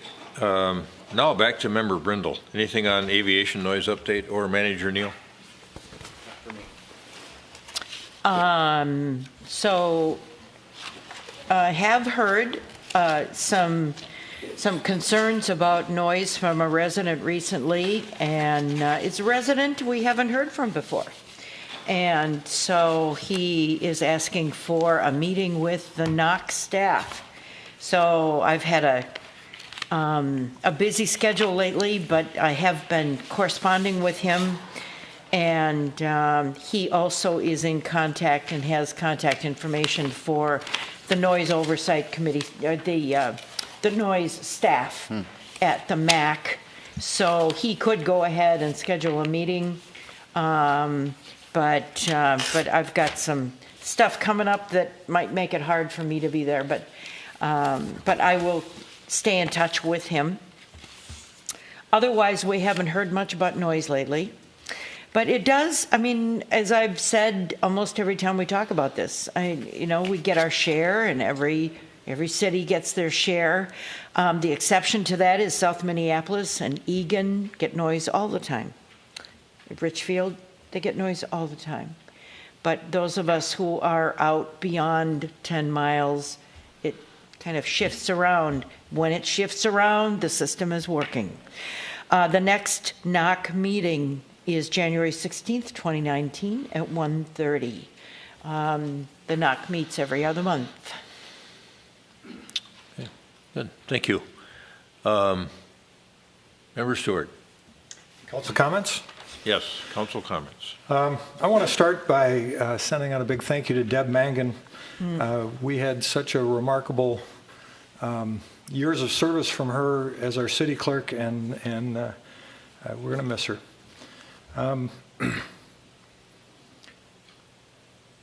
I had a wonderful Thanksgiving, and once again, want to express my gratitude, staff, fellow council members. This experience has been great, and I'm grateful for it. November 29th, last Thursday, was the annual meeting of Metro Cities. That was down at Brookview in Golden Valley, and a great event, and it's a good organization that really helps Edina be represented at the state capitol on issues that are important to us, but gives us some strength by recognizing how we and other urban communities, other metro area communities, have very similar concerns. We are now in Hanukkah. I think today's the third night, and I just want to express our wishes for a happy Hanukkah to all of our Jewish friends. Things that are coming up. Tomorrow at 7 o'clock in these chambers is a panel on affordable housing. I think Member Fisher will talk about that in a little more depth. Next Monday, the 10th, we're going to have a special city council meeting. Mostly it's for hearings, public hearings regarding neighborhood road improvement projects that are proposed for the near future. Then next Thursday, the 13th, we do have an HRA meeting at 7:30 in the morning, and that's what we've got coming up. Thank you. Good, thank you. Member Brindle. Thank you. A couple things. I had the pleasure of having breakfast with Juliana Panetta recently. Today is Tuesday. It was yesterday morning. Juliana was on staff at Future IQ when they were working on the Edina Vision or Vision Edina project, and she has made a career switch. She is now, she's an attorney, and so now she's a practicing attorney with Briggs & Morgan and the real estate group. And she is going to, there's a new initiative, and I think we're going to see this go around the world. It's an international conversation about the future of urban living consultation. And this first conversation is going to take place next week at Windsor Castle, and she is going. So I'm thrilled for her. She can't, I don't think she's even standing on the ground, but she's so excited about going. But we're going to meet again after that and talk about what she has learned. She sees this conversation moving around the world, coming to the U.S. before too long, probably to Washington. And I just think it's a great opportunity to hear what people from Barcelona, in Denmark, Iceland, and those were 3 countries she mentioned, and Britain and Germany. But I'm sure there's people from the Middle East and elsewhere. And but the person coordinating this is David Burley from Future IQ, the man with 1 million connections. Aussie. Yes, an Aussie. Yes, exactly. So really, really a thrill. She mentioned that David and his family have put a deposit down in one of the Edina flats. So he'll be an Edina resident. Looking at moving Future IQ to Edina. So let's see. We had an energy audit yesterday at our house. They come in, and so the city has a promotion with Xcel Energy to provide this energy audit. So it cost us $50, and they came through and changed light bulbs and put aerators in, changed shower heads, but they measured all kinds of things. They put the blower door in, so they're pulling air out of the house, and measuring where they were pulling air through the house with an infrared camera on an iPad. It was really fascinating. And we got a pretty good score. We have a few things to do, but our score was pretty good, 84 out of 100. So I would highly recommend it, but we did it, and it's been on our to-do list. So we will. But get ready to get new appliances if you're anything like us. We have a 25-year-old refrigerator and 20-year-old furnace, and they said, gotta go. Okay, I have 2 more things.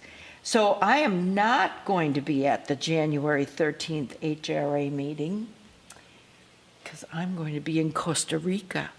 I'm going to go next December 13th. I wrote January right there. December 13th, yes, I'm totally confused. I'm totally fixated on this trip. I'm not coming back. Yeah, right. No, one of my sisters works for a company, and she does very well. And she's a delight, and she was gifted this trip for 2. And she said, do you want to go? And I said, absolutely. So we are going. So sorry to miss the meeting, but not really sorry. And then the other big deal, which I'm sure the mayor is going to talk about, is the Southwest LRT groundbreaking. So I'll leave the rest of that story to you, because you were there longer than I. Forgot to bring my shovel in. Oh, yes. All right. Member Sutton. Just 2 things that I want to talk about. First, I want to welcome Sharon to her new duties. It is terrific to have you. I've had the chance of getting to know Sharon for about 2 years now, and she's just delightful, and I'm really looking forward to having you be a part of our everyday work here on the council, so it's going to be great. And then the second thing I wanted to note, we have this extraordinary staff who stays until ridiculous. This is one of the things, Sharon, you get to do now is be here till. Congratulations. Stay till all hours. And tonight, there is a staff member who deserves special recognition for being here. Jennifer Benarat is here on a night when her son, who has had, as your family has gone through some extraordinary experiences with his health, as I understand it, was starting on the basketball team for his high school team this evening in his first return back to active athletics. And what a great story. And Rockets win, and then they win on top of it.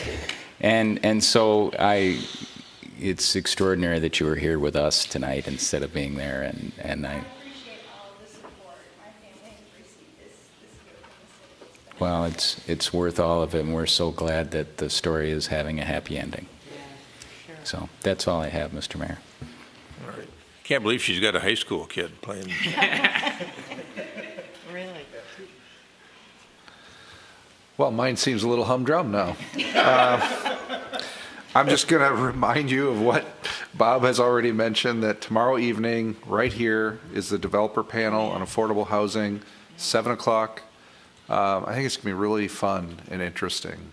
And I'm really excited about the folks that are willing to come here and talk with us and maybe help us all learn a little bit. Great. Okay.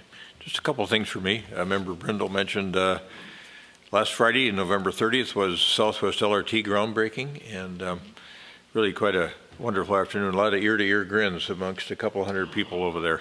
Yeah. And just after 10 years, I felt I should take a shovel with me. So I got it in the back of the car. I heard from one constituent you always had a shovel with you, but I don't know what they're getting at, Jim. Figured it. Well, when you're from North Dakota, you always have a shovel in the back of your car. You never know when you're going off the road in the wintertime. Tomorrow morning, we've got a 50th in France board meeting, I think. Yeah. We're going to meet with them. Miko, 8 o'clock. 8 o'clock. And then we've got an MLC meeting tomorrow as well. And then also on Saturday, amongst many of the things that took place that day, I kind of followed Member Brindle up on the Shawnee Circle. Yep. And we'll talk about that when we have those hearings. That's right. But they had a multi-language homebuyer seminar. MJ worked hard on it. Over at Braemar, there was a room full of people there, 10 language interpreters, and a lot of folks there interested in hearing about home purchasing and hearing how you'd go about doing that in Edina. So that was, I made some nice connections with some people from around the metro, and eager to catch up with them again. So that's it for me. Manager Neal. Thank you, Your Honor. Just to start with the recap of our community comment from our last council meeting, we had two people that offered community comment. The first was Frank Lorenz. Mr. Lorenz offered some compliments for the reputation of our police department being a well-run, well-trained department, but then talked about Richfield and the presence of violent street gangs in Richfield and recruiting youths of color that are used to locate unsecured vacant houses in Edina to burglarize. Our police, our chief, had some discussion with the chief in Richfield. They know of no such effort or initiative or youth gangs that are doing that kind of thing.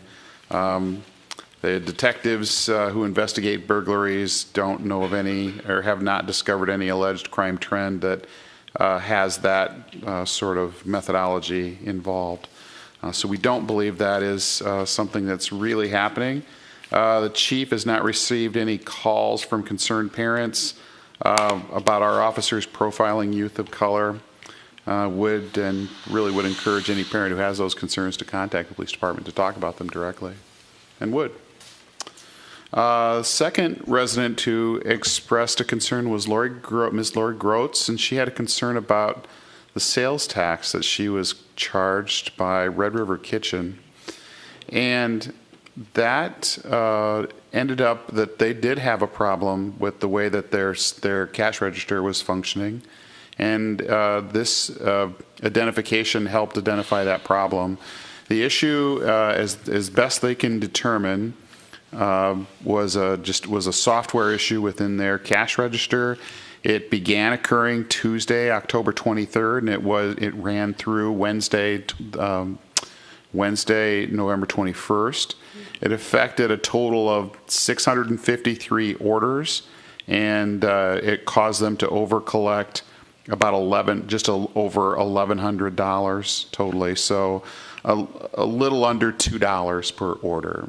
And most of those orders, they were credit card orders, and so they have been identifying who the individuals are that should get refunds, and they've been processing those refunds through their credit card companies. And they do have some folks, like 18% of those that made their purchases through cash. Those are a little harder to identify, but they are setting aside some money in case people figure out that they were overcharged, that they can make a claim on that refund cash. And they are continuing to pursue this until they fully have all their refunds made. With regard to Red River, someone told me, and it wasn't anybody from staff, that Red River had sold to a company called Lancers. You know anything about that? We're pursuing that and understanding that that's indeed something that is either occurred or likely to occur. Yeah, okay. That Red River there's some discussion within that company about breaking up their component parts. And if there is a sale to Lancers or somebody else,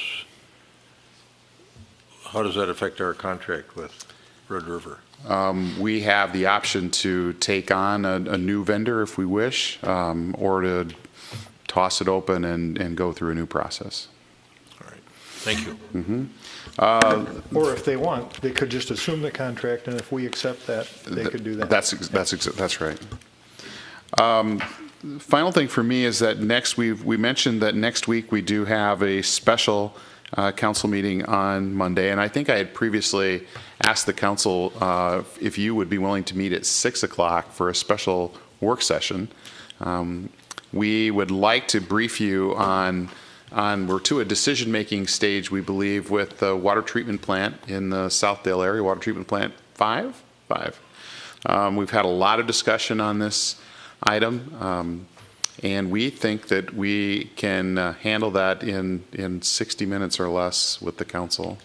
The options are down to just a couple at this point, but we think we're ready to make a recommendation to you, and it's an important one, and we'd like to do it that night if we can get all 5 of you there. 6 p.m. 6 p.m. 6 p.m. what date? 6 p.m. on Monday. That special meeting would start at 7. So it's a work session before. On the 10th, before the yes, before the hearing on the roads. That's right. Special assessment hearings on That's the right. road reconstructions. Okay. All right. We'll All right. do that. And Sharon will send out notification Yes. on that. Okay. All right. And that's all I have. Thank you. Okay. Thank you. We've got some work to do as an HRA. It shouldn't take too long, but as soon as we adjourn, we have to wait for them to reset everything in the back room. So anything else from council members or staff? All right. The council stands adjourned.